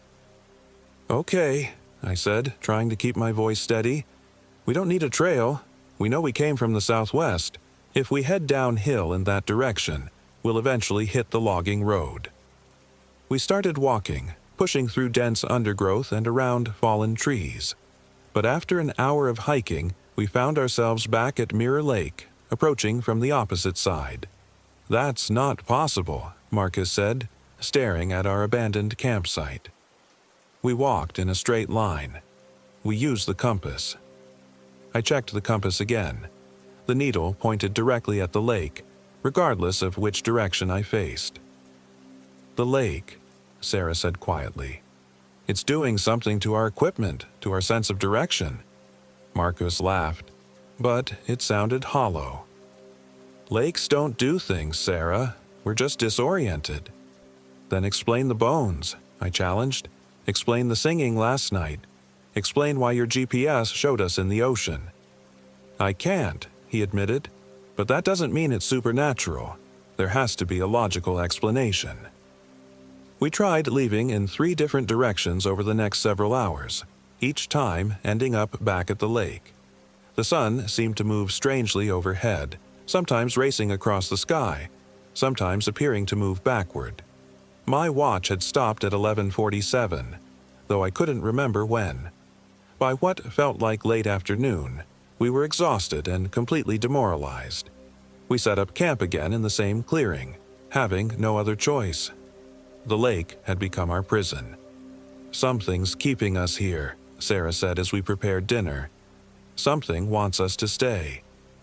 Marcus had grown increasingly agitated throughout the day. He kept walking to the lake's edge and staring into the water, sometimes for 20 or 30 minutes at a time. When I asked what he was looking for, he'd give me that hostile stare and refuse to answer. "Maybe we should take shifts tonight," I suggested as darkness fell. "Make sure nothing happens while we're sleeping." "What exactly are you expecting to happen?" Marcus demanded. Before I could answer, the humming started again. This time, we were all awake to hear it clearly. It was definitely coming from the lake, a low, rhythmic sound that seemed to resonate in our bones. Sarah grabbed my arm, her fingernails digging into my skin. "There," she whispered, pointing toward the shoreline. The figures were back, but this time there were more of them, maybe 20 or 30, surrounding the entire lake. In the moonlight, I could see them more clearly than I wanted to. They were human-shaped, but wrong, as if someone had tried to create people from memory but gotten the details confused. Too tall, too thin, with joints that bent in directions joints shouldn't bend. They stood perfectly still, facing the water, and that low humming emanated from their direction like a collective prayer or incantation. "What are they?" Sarah breathed. I didn't have an answer. They looked almost like people, but the way they moved, or rather didn't move, was fundamentally inhuman. They maintained their positions around the lake for hours, never shifting, never stopping their eerie chant. Around 3 a.m., Marcus stood up. "Marcus?" I called softly, but he didn't respond. He walked toward his tent with mechanical, purposeful movements and emerged a moment later carrying his empty water bottle. "Marcus, no," I hissed, but he was already walking toward the shoreline. Sarah and I scrambled out of our sleeping bags and followed him, afraid to raise our voices and draw attention from those figures around the lake. Marcus walked directly to the water's edge, knelt, and began filling his bottle. The moment the bottle touched the water, every figure around the lake turned to look at us. I've never experienced terror like that moment. 20 or 30 faces, if they could be called faces, focused on our small group with predatory intensity. Up close, I could see that their features were wrong in ways that made my brain struggle to process what I was seeing. Eyes that were too large and set at odd angles, mouths that opened too wide, expressions that seemed to shift and change when I wasn't looking directly at them. Marcus finished filling his water bottle and stood, apparently oblivious to the attention we'd attracted. He raised the bottle to his lips. "Don't drink that." I lunged forward and knocked the bottle from his hands. It shattered against the rocky shoreline, and the sound echoed across the lake like gunshots. Marcus turned to me with a look of pure rage. "What the hell is wrong with you?" but I wasn't looking at him anymore. I was staring at the figures around the lake, watching them begin to move toward us with fluid, unnatural gaits that barely resembled walking. "Run," I whispered, then, screaming, "Run!" We sprinted back toward our campsite, crashing through the darkness while those things converged on the shoreline behind us. I could hear them moving through the forest, not footsteps exactly, but a rustling, sliding sound like fabric dragging across leaves. We reached our tents and began frantically stuffing gear into packs by flashlight. The sounds were getting closer, accompanied now by what might have been voices, human voices, but speaking in harmony, saying words in no language I recognized. "The trail," Sarah gasped, shouldering her pack. "We have to find the trail." "There is no trail," Marcus said, and his voice was perfectly calm despite our panic. "There never was a trail." I turned to stare at him. He was standing perfectly still beside his tent, making no effort to pack his gear or prepare to flee. "What are you talking about?" I demanded. "I brought you here," he said simply. "They told me to bring you here." The words hit me like ice water. "Who told you?" Marcus smiled, and in the dim flashlight beam his teeth looked too sharp. "They've been calling to me for months. In dreams, at first. Then when I was awake, they needed me to bring someone. Someone special." Sarah grabbed my arm. "Jen, we need to go, now." But I couldn't move. I was staring at Marcus, really looking at him and seeing details I'd somehow missed. His skin had a waxy, translucent quality. His eyes reflected the flashlight beam like an animal's. And his smile. His smile was all wrong. "How long?" I whispered. "How long what?" "How long have you been one of them?" The thing wearing Marcus's face tilted its head at an impossible angle. "Does it matter? You're here now. That's what's important." The rustling sounds had reached our campsite. I could see shapes moving between the trees, too many to count, all converging on our position. "Sarah, run!" I screamed, grabbing her hand and pulling her away from the campsite. We crashed through the forest in complete darkness, guided only by desperation and terror. Behind us, I could hear Marcus, or the thing that had replaced him, laughing. Not human laughter, but something that sounded like wind through broken glass.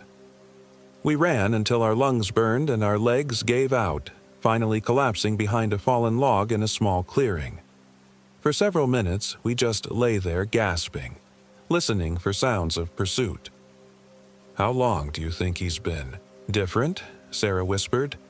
I thought about the past few months, Marcus's mood swings, his sudden interest in wilderness camping, the way he'd sometimes stare at nothing with that intense, listening expression. "Maybe since spring," I admitted. "God, Sarah, what if he's been planning this for months?" "Planning what? Exactly?" Before I could answer, we heard voices calling through the forest. Multiple voices, all sounding exactly like Marcus, coming from different directions. "Jennifer, Sarah, where are you? It's safe now. Jennifer, I'm sorry. I don't know what came over me. Sarah, I'm hurt. I need help." Each voice was perfect, exactly Marcus's tone and inflection, but they were coming from at least 6 different locations simultaneously. We pressed ourselves deeper into the shadows behind the log, hardly daring to breathe. The voices continued calling for nearly an hour, sometimes pleading, sometimes angry, sometimes wounded and desperate. Each one was Marcus's voice, but I knew with absolute certainty that none of them were Marcus. When the voices finally faded, we waited another hour before daring to move. "We need to find a way out of here," I whispered. "How?" "Every direction leads back to the lake." "Then we go up," I said, looking toward the granite cliffs that surrounded the basin. "If we can't go round, we go over." The climb was brutal. The rock was loose and treacherous, and we had to navigate by moonlight to avoid using our flashlights. Several times, one of us nearly fell, saved only by the other's quick reflexes. But we climbed.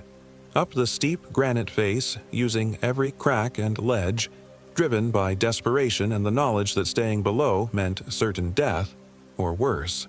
We reached the top of the ridge just as dawn was breaking. From that height I could see Mirror Lake far below, still and dark as obsidian, but I could also see something else. A dirt road winding through the valley beyond the ridge, and the distant glint of sunlight off metal. Our jeep parked where we'd left it. "There," I gasped, pointing. "The road. If we can get down the other side." The descent was even more dangerous than the climb, but we had daylight now and the promise of escape. We rappelled down using our climbing rope, lowered ourselves over cliff faces, and scrambled down loose scree slopes that threatened to give way with every step. It took us 6 hours to reach the bottom of the valley and another 2 to hike through forest to the road. But when we finally staggered out of the trees and saw Marcus's jeep sitting exactly where we'd left it, I nearly collapsed with relief. The keys were still in the ignition. My phone, which had been completely dead since our first night, suddenly showed full signal strength and correct GPS coordinates. Everything technological began working perfectly the moment we drove away from that valley. We drove straight to the nearest police station, a tiny outpost in the town of Kamaz. The officer on duty listened to our story with polite skepticism until I mentioned the location. "Bone Creek," he said, and his expression changed completely. "You went to Bone Creek? You know about it?" He nodded grimly. "We get reports every few years. Hikers who go missing in that area, or come back, changed. We've had search and rescue teams go in, but they never find anything unusual. Just an ordinary alpine lake." "What about Marcus?" Sarah asked. "My boyfriend is still out there." The officer looked uncomfortable. "Ma'am, if he's really at Bone Creek, then he's not your boyfriend anymore. Whatever comes back from that place, it's not the same person who went in." We filed a missing person report, but I could tell the officer didn't expect any results. As we left the station, he pulled me aside. "My advice, don't go back there. Don't send anyone else to look for him. Some places are better left alone." That was 3 months ago. Sarah and I both moved out of state. She to Oregon, me to Colorado. We don't talk much anymore. Too many shared memories that neither of us wants to revisit. But Marcus calls sometimes. Not often, maybe once every few weeks. The phone will ring at 3 a.m., and when I answer, I'll hear his voice exactly as I remember it. "Jennifer," he'll say, "I'm sorry about what happened. Come back to the lake. Let me explain everything." I always hang up immediately, but not before hearing something that chills me to my core. In the background, behind his voice, I can hear that low, rhythmic humming. And sometimes, just before I disconnect, I hear other voices. Sarah's voice, my voice, the voices of people I've never met, all calling out in perfect harmony. "Come back to the lake. Come back to us." I've changed my phone number 4 times now. It doesn't matter. He always finds the new number.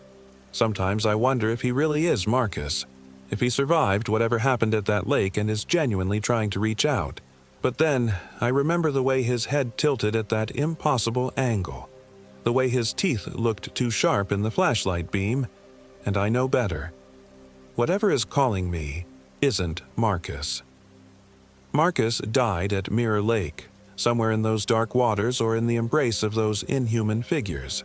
What's calling me now is something else, something that wears his voice like a mask and uses his memories like bait.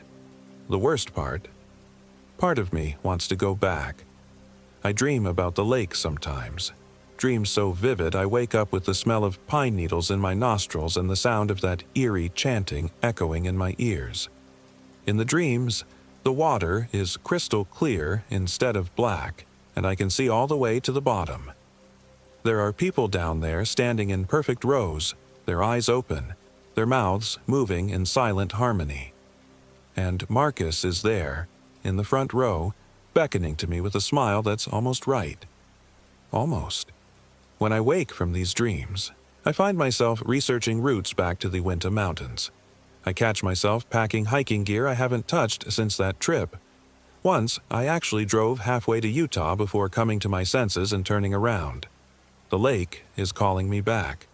Whatever lives in those dark waters wants to complete what it started. And the terrifying truth is that someday, despite everything I know about what's waiting for me there, I might just answer that call. Because in my weakest moments, when the loneliness feels overwhelming and the world seems too harsh and bright, I remember how peaceful Marcus looked when he offered me that water. How certain he seemed that everything would be better if I just took a drink. How easy it would be to stop fighting and let the lake have me. But not today. Today, I'm still strong enough to resist.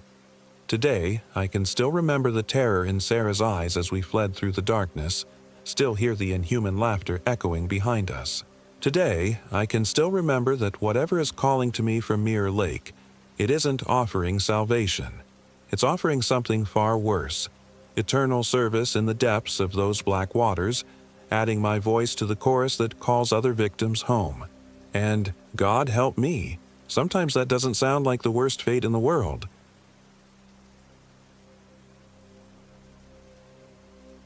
My name is David Jones, and I am 34 years old. This happened in the Uinta Mountains of northeastern Utah, in a place that doesn't appear on any official maps anymore.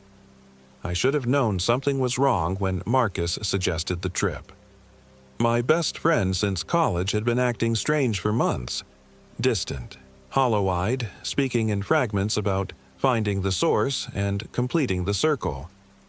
But I chalked it up to his messy divorce and the stress of his consulting job. A weekend camping trip in the wilderness seemed like exactly what we both needed.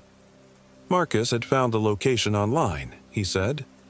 A hidden valley near Mirror Lake, accessible only by an unmarked trail that branched off from the Highline Trail. Completely untouched, he'd promised, his eyes gleaming with an intensity that should have alarmed me. No other hikers, no cell service, nothing but us and the mountains.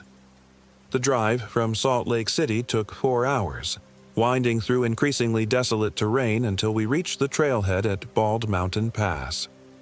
The October air bit through our jackets as we shouldered our packs, the aspen trees already bare and skeletal against the gray sky. Marcus moved with purpose, consulting a hand-drawn map I'd never seen before, leading us away from the main trail onto what looked like little more than a game path. "Where exactly did you get that map?" I asked, struggling to keep pace as he pushed through dense undergrowth. "Found it," he said without looking back. "In my grandfather's things. He used to hunt up here in the 50s. That was the first lie, though I didn't realize it then. The trail, if it could be called that, wound deeper into territory that felt increasingly wrong. The trees grew too close together, their branches forming a canopy so thick that midday felt like dusk. No birds sang, no insects buzzed. Even our footsteps seemed muffled, as if the forest itself was absorbing sound. After 3 hours of hiking, we emerged into a circular valley maybe half a mile across, surrounded by steep granite walls that rose like prison bars toward the clouded sky. In the center sat a pristine lake, its surface so still it looked like black glass. No wind stirred the water. No ripples disturbed its surface. "Perfect," Marcus breathed, and something in his voice made my skin crawl. We set up camp on the valley's eastern shore, where a small clearing provided flat ground for our tents. As I worked to drive stakes into the hard earth, I noticed something odd. Scattered throughout the clearing were small piles of stones, each stack exactly 7 rocks high. When I asked Marcus about them, he just shrugged. "Probably left by other campers," he said, but his eyes avoided mine. The afternoon passed in relative normalcy. We fished the lake, though nothing bit, and gathered firewood from the surrounding forest. But as evening approached, I began to notice details that made my stomach clench with unease. The trees around the valley's perimeter all leaned inward, as if reaching toward the lake.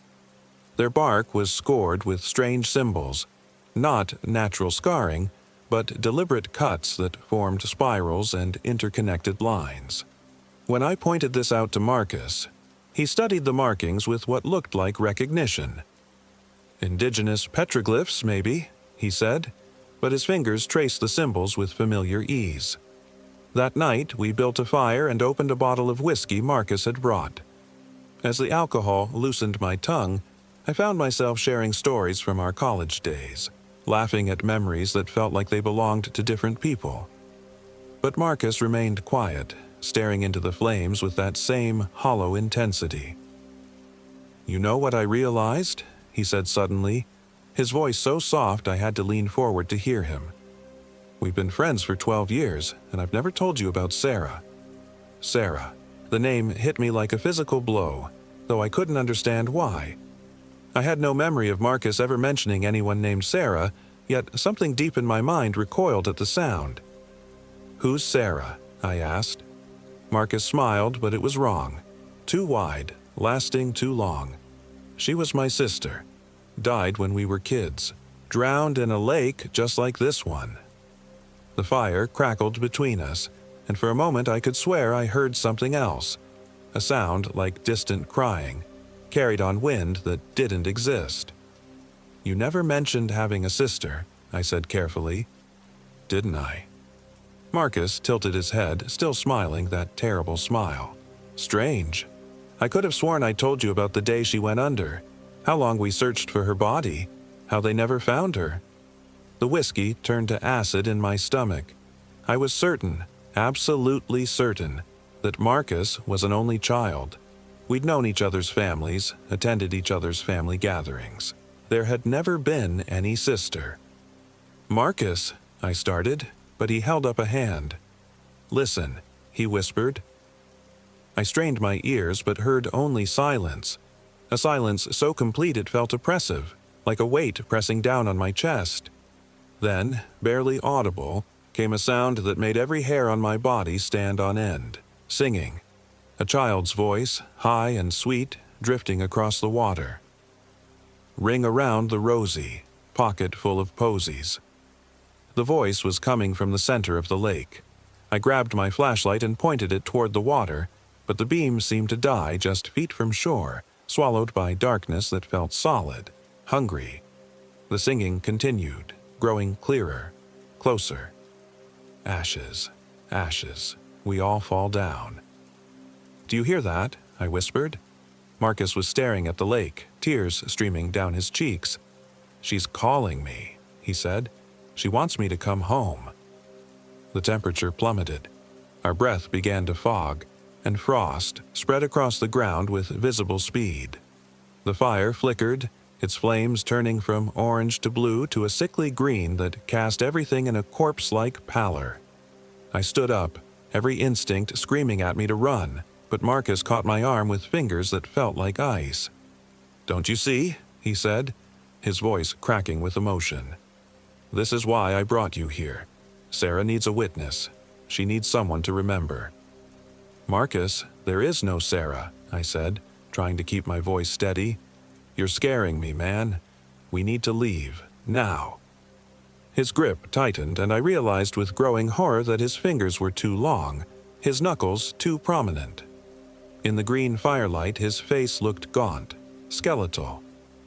"She's been waiting so long," he whispered. "Down there in the dark, growing hungry, growing angry.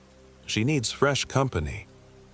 The singing stopped abruptly, replaced by sound that turned my blood to ice. The wet, dragging noise of something large pulling itself from the water. I wrenched free from Marcus's grip and spun toward the lake, but the darkness was absolute, impenetrable. Splash, splash, splash. Footsteps. Heavy, waterlogged, moving up the shore toward our camp. I fumbled for my flashlight, hands shaking so badly I could barely grip it. When the beam finally pierced the darkness, I saw her, a little girl, maybe 8 years old, standing at the water's edge. Her dress was rotted and green with algae, her hair hanging in wet ropes around a face that might have been pretty once. Water poured from her mouth as she smiled, revealing teeth black with decay. "Hello, Davy," she said in a voice like drowning. "Marcus has told me so much about you." I ran. Crashing through the forest, branches tearing at my clothes and face, I ran with the desperation of a man who knows he's being hunted by something that shouldn't exist. Behind me, I could hear Marcus calling my name. But his voice had changed, multiplied, as if a dozen versions of him were speaking in unison. "David, don't leave me here. Don't leave us here." I burst through a thicket and found myself back at the lake's edge, though I was certain I'd been running away from it. Impossible. The geography of the valley seemed to be shifting, folding in on itself like a maze with no exit. Marcus stood in the water up to his waist, his arms outstretched toward the drowned girl who floated just beyond his reach. In the moonlight, I could see that half his face was missing, dissolved away to reveal the skull beneath. "She's so beautiful," he said, and his voice bubbled with lake water. "She wants to play with us, David. She wants us to stay forever." The little girl, Sarah, if that was really her name, turned toward me with eyes like black holes. "Join us, Davy," she cooed. "The water's warm."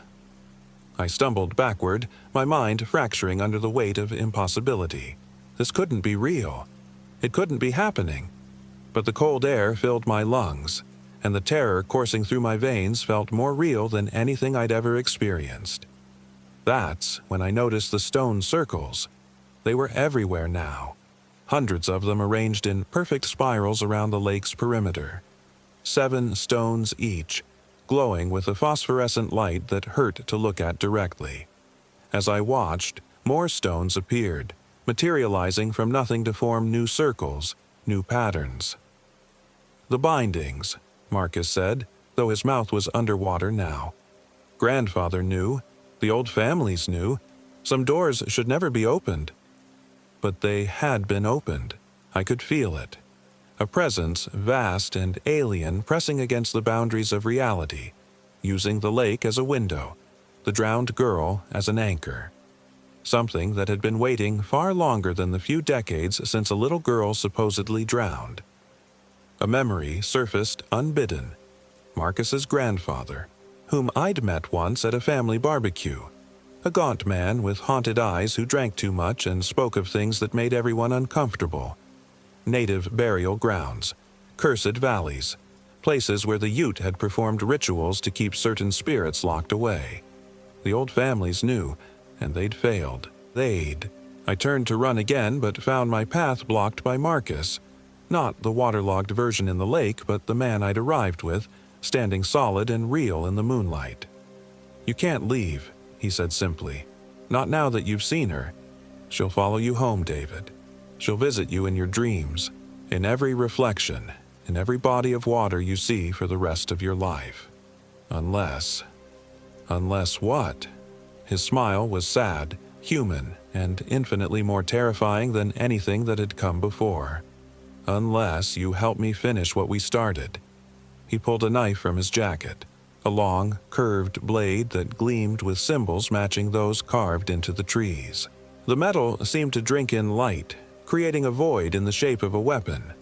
"My grandfather bound her once," Marcus said, "with blood and bone and willing sacrifice.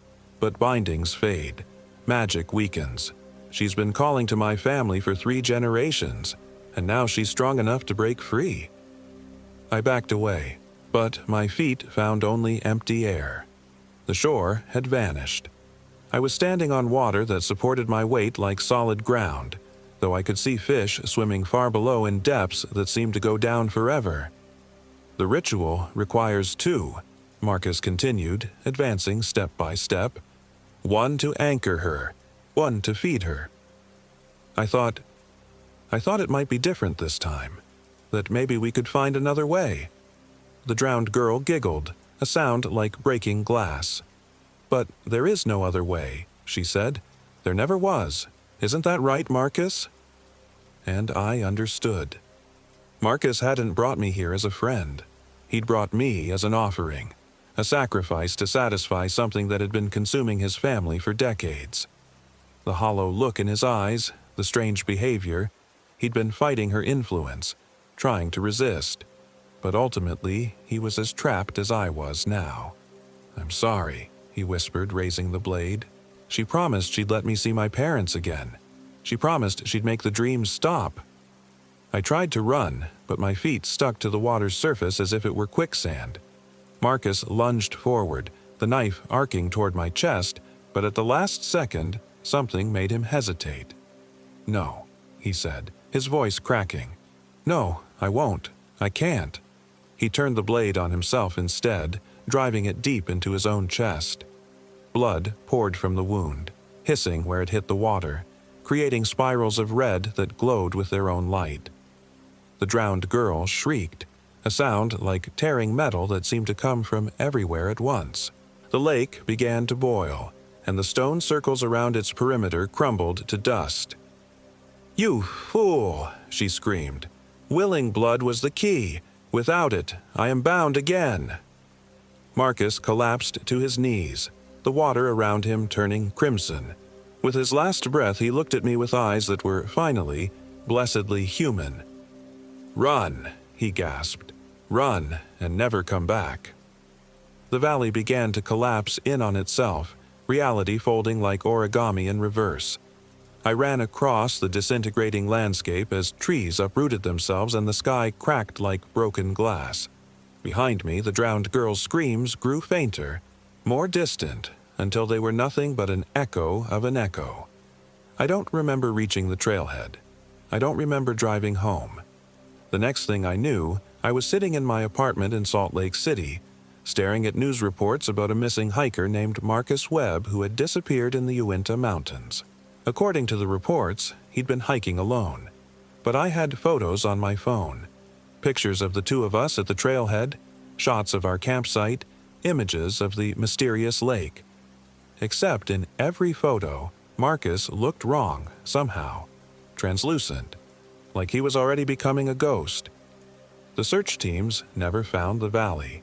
The GPS coordinates I gave them led to solid rock, impassable terrain. The hand-drawn map Marcus had used was gone from his grandfather's things, though his family insisted it had never existed. But sometimes on quiet nights when the moon is dark, I can still hear her singing. A child's voice carried on wind that doesn't exist, calling from depths that shouldn't be there. She's growing stronger again, feeding on the memory of Marcus's sacrifice, waiting for someone else to find that hidden valley. I've tried to forget. I've moved twice, changed jobs, even saw a therapist who diagnosed me with PTSD and survivor's guilt.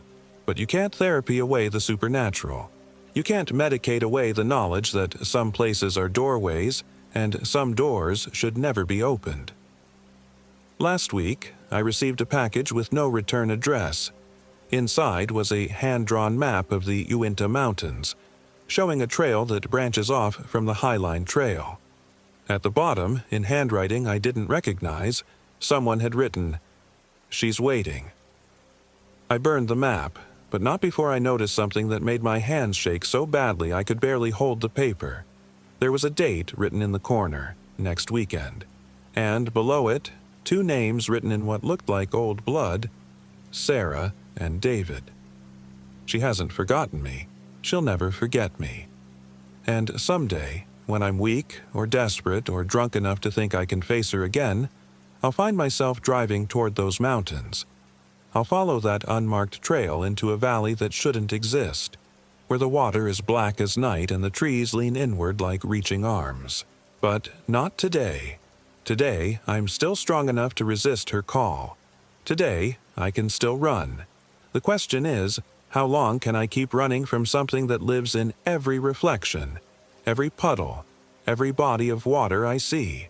How long before I stop fighting and accept that some debts can only be paid in blood? I used to think the worst thing about that night was watching my best friend die. Now, I know the worst thing is that it's not over. It will never be over, because Sarah is patient, Sarah is hungry, and Sarah always gets what she wants. Ring around the rosy, pocket full of posies. Even now, as I write this, I can hear her singing.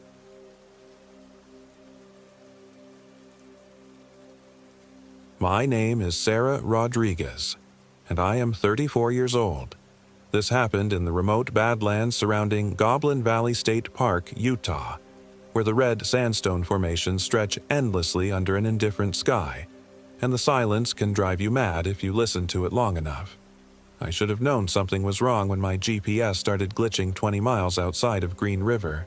The screen flickered between satellite view and a blank gray void, the blue dot representing our location jumping erratically across impossible terrain. My husband David Jones, though he'd been using his mother's maiden name Mitchell lately for reasons I still didn't understand, kept insisting we didn't need technology to find our campsite. My grandfather used to navigate these canyons with nothing but the stars, he said, his knuckles white against the steering wheel. We'll be fine. But David's grandfather had never been the same after his tours in Vietnam, and David himself had been acting strange since his father's funeral 3 months ago. He'd started talking about getting back to basics and finding himself in the wilderness. What he'd found instead was an obsession with his family's old camping journals and a growing paranoia about modern technology that bordered on the irrational. The Toyota Tacoma bounced along the deteriorating dirt road, red dust coating everything despite the closed windows. I watched the familiar landscape of Interstate 70 give way to something alien and hostile. The rock formations grew stranger the deeper we went, twisted spires and impossible arches that seemed to shift when I wasn't looking directly at them. There, David pointed to a barely visible trail branching off to the right. Grandfather's notes mention a hidden valley past the Three Sisters formation, perfect spot for a weekend away from civilization. I wanted to argue, to suggest we turn back to the established campsites with their pit toilets and fire rings and cell phone towers within reasonable distance. But David had been so different lately, so distant and hollow-eyed, that I hoped this trip might help him work through whatever darkness had settled over him since the funeral. The trail wound through increasingly narrow passages between towering sandstone walls. The afternoon sun slanted at sharp angles, creating deep shadows that seemed to move independently of the light.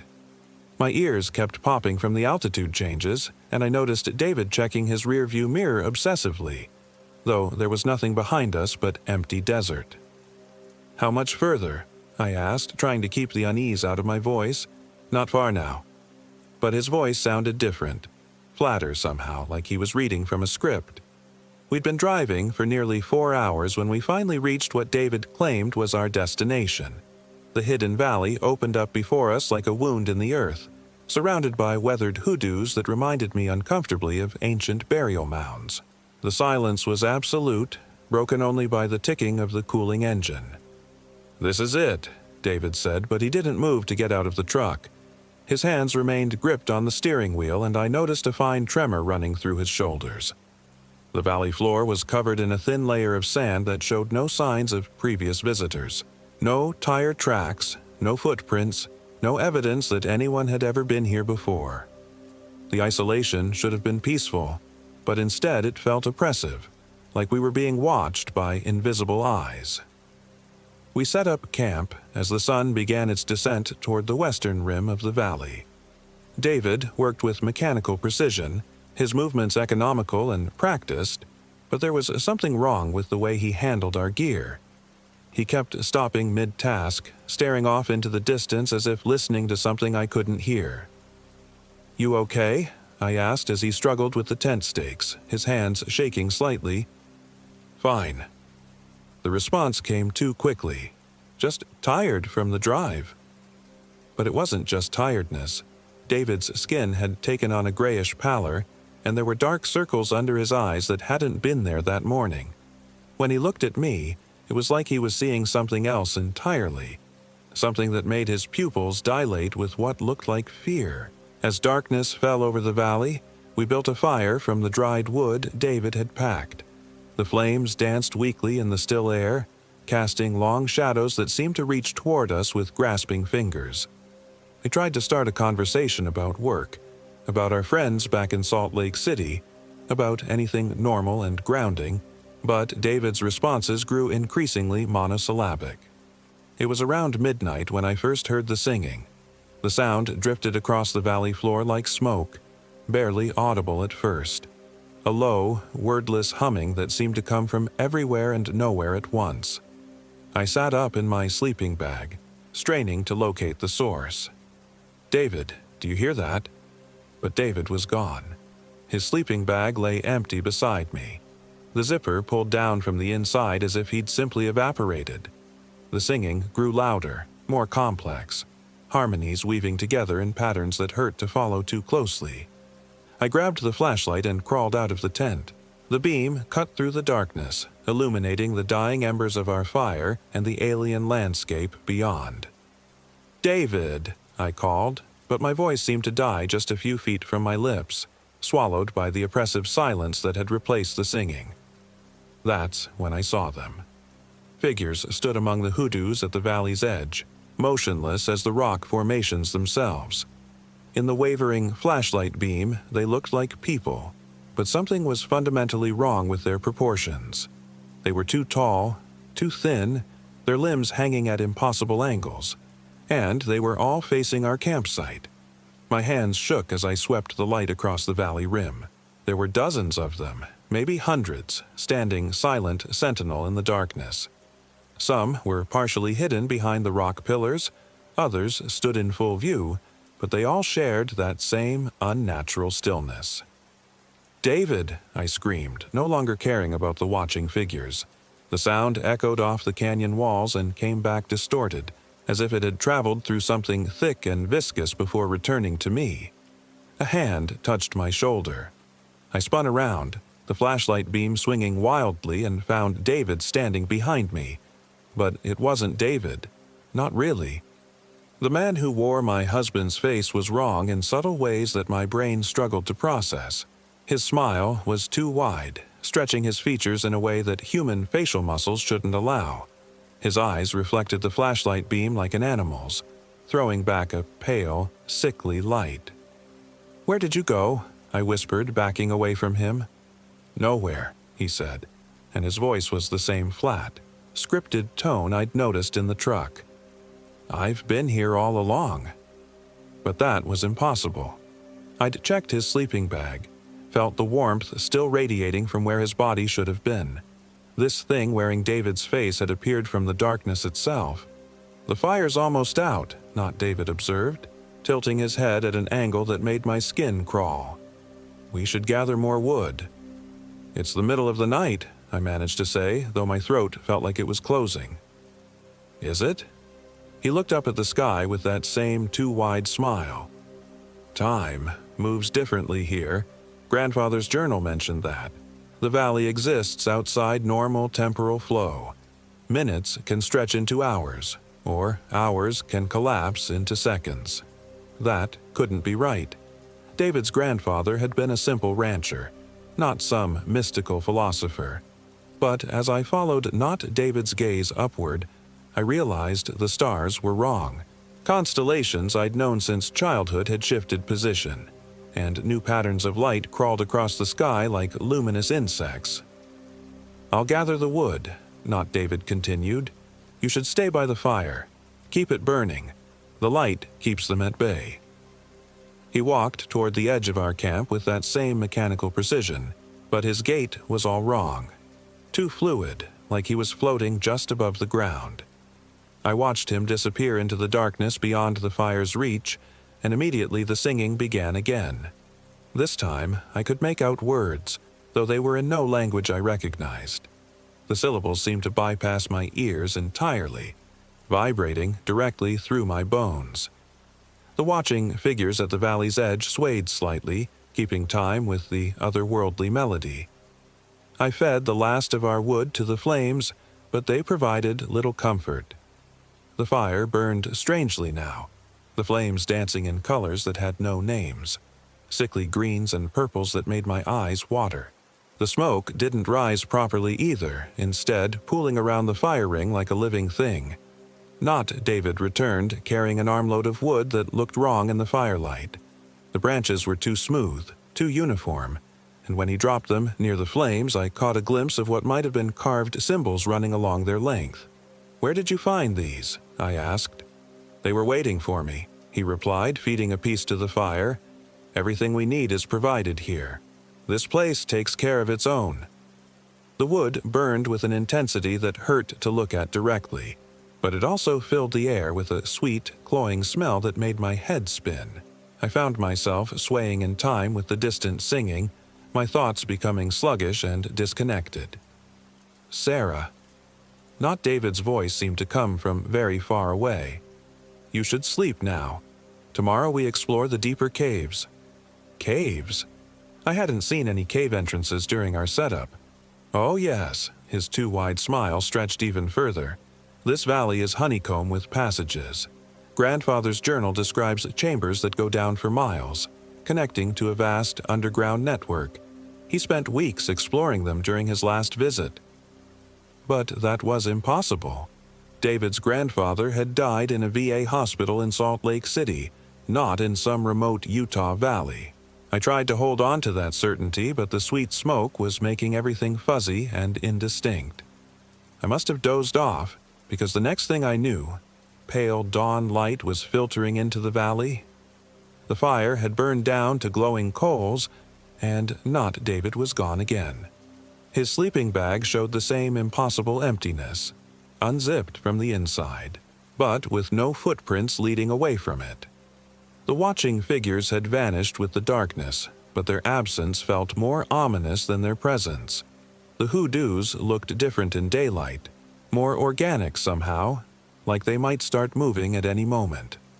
I crawled out of the tent, my body aching from the cold ground, and immediately noticed that our campsite had changed.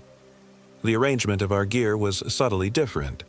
The cooler had been moved several feet, our backpacks had been rearranged, and there were new items I didn't remember packing. A coil of rope that looked ancient and stained, a collection of metal tools whose purpose I couldn't identify, a leather-bound journal that definitely hadn't been there the night before. I opened the journal with trembling hands. The pages were filled with cramped handwriting and faded ink, documenting what appeared to be multiple camping trips to this same valley. But the dates were wrong. Some entries were from the 1950s, others from the 1970s, and a few were dated just last month. The handwriting was David's, but that was impossible.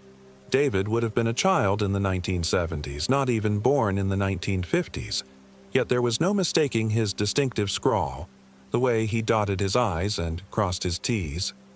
Page after page of observations about the valley, about the watching figures, about the caves and the singing, and the way time moved differently here. The final entry was dated yesterday. Sarah doesn't understand yet, but she will. The valley calls to those who belong here. Grandfather showed me the way, just as I'll show her. The transformation is already beginning. Fascinating reading? I spun around to find not David standing behind me again, but this time the wrongness was more pronounced. His skin had taken on a grayish, rock-like texture, and his movements had become even more mechanical. When he smiled, I could see that his teeth had grown longer and sharper. "This isn't your handwriting," I said, though my voice sounded weak and unconvincing even to me. "Isn't it?" He tilted his head at that impossible angle. "I've been coming here for longer than you know. Longer than I know sometimes. The valley exists outside linear time, Sarah. Past and future become meaningless here." He gestured toward the journal. "Read the earlier entries. You'll see." Against my better judgment, I flipped to the beginning of the journal. The handwriting was different here. Older, more formal, but undeniably related to David's modern script. The entries described a young man's first visit to the valley in 1953, his wonder at its hidden beauty, his discovery of the cave system. And then the tone changed. The young man, who signed his entries D. Mitchell, began describing the watchers, the singing, the way the valley seemed to exist in its own pocket of reality. He wrote about friends who had accompanied him on later trips, friends who had gradually changed, becoming something other than human. "This was your grandfather," I whispered. "Was he?" Not David's smile had become a grimace, his features continuing their subtle transformation. Or was he me? Time flows in circles here, Sarah. The grandfather becomes the grandson, becomes the grandfather. The valley preserves us, changes us, makes us part of itself. I backed away from him, clutching the journal to my chest. "You're not David. What did you do with my husband?" "I am David. he insisted, but his voice was changing too, becoming hollow and echoing. I'm just more David than I was before. The valley shows us who we really are, strips away the pretense and the limitations. I'm becoming what I was always meant to be. That's when I noticed the cave entrance. It hadn't been there the day before, I was certain of that. But now, a dark opening yawned in the valley wall directly behind our campsite, as if it had materialized overnight. The darkness beyond seemed to writhe and pulse with a life of its own. The deeper chambers are waiting, Not David said, his gaze following mine. Grandfather's journal only scratches the surface. There are wonders down there that defy description, spaces that exist between dimensions, beings that have waited eons for contact with the outside world. The cave opening seemed to be growing larger, or perhaps I was being drawn toward it.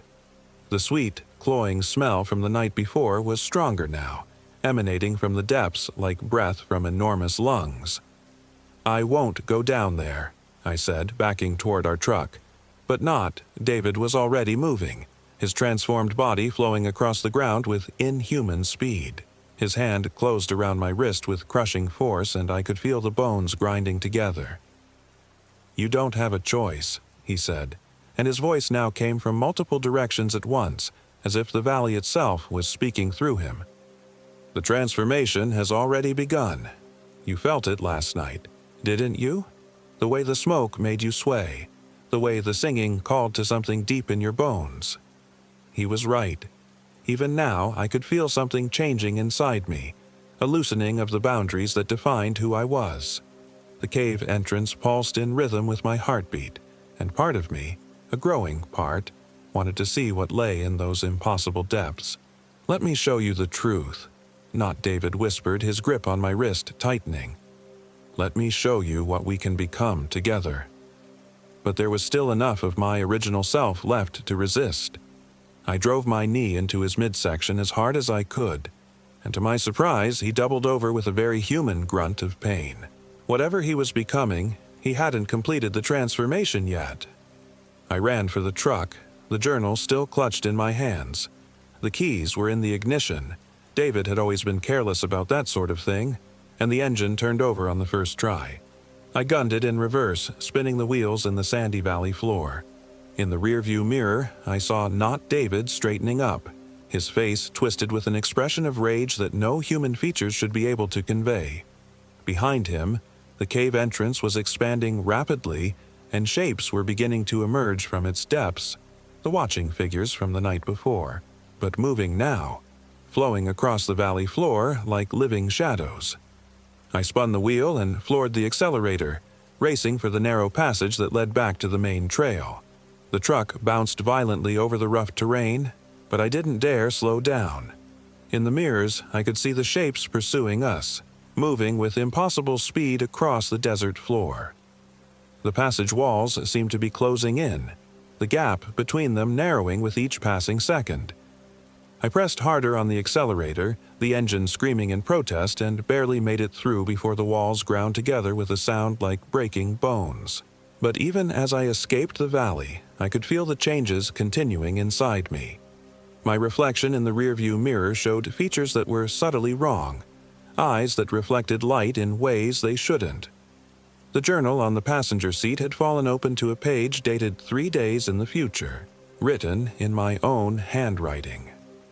"The valley calls to those who belong here," the entry read. "Sarah understands now. The transformation is complete." I drove for hours, trying to put distance between myself and that cursed place, but I could feel it pulling at me like a magnetic force. Every exit I passed seemed to lead back toward the desert, toward the hidden valley where something that had once been my husband waited in chambers that existed outside of time.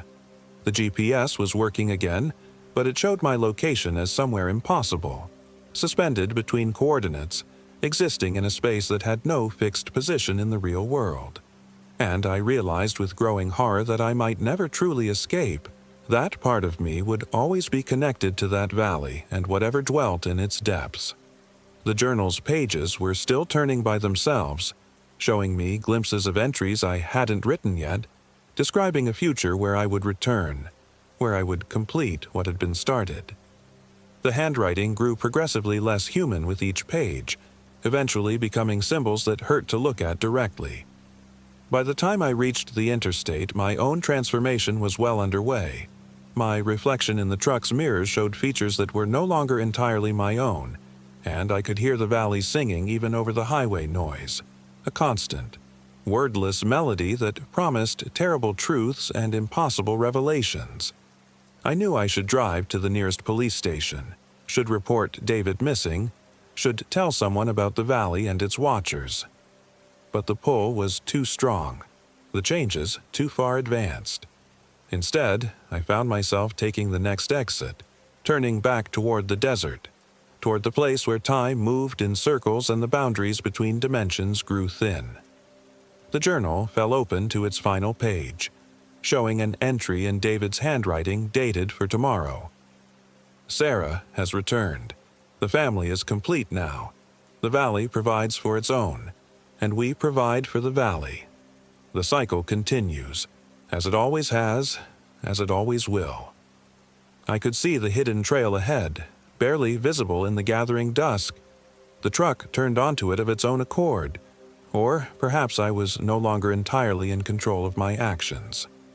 Either way, I was going home to a place I'd never been, to rejoin someone who was no longer entirely human, to complete a transformation that had been set in motion long before I was born.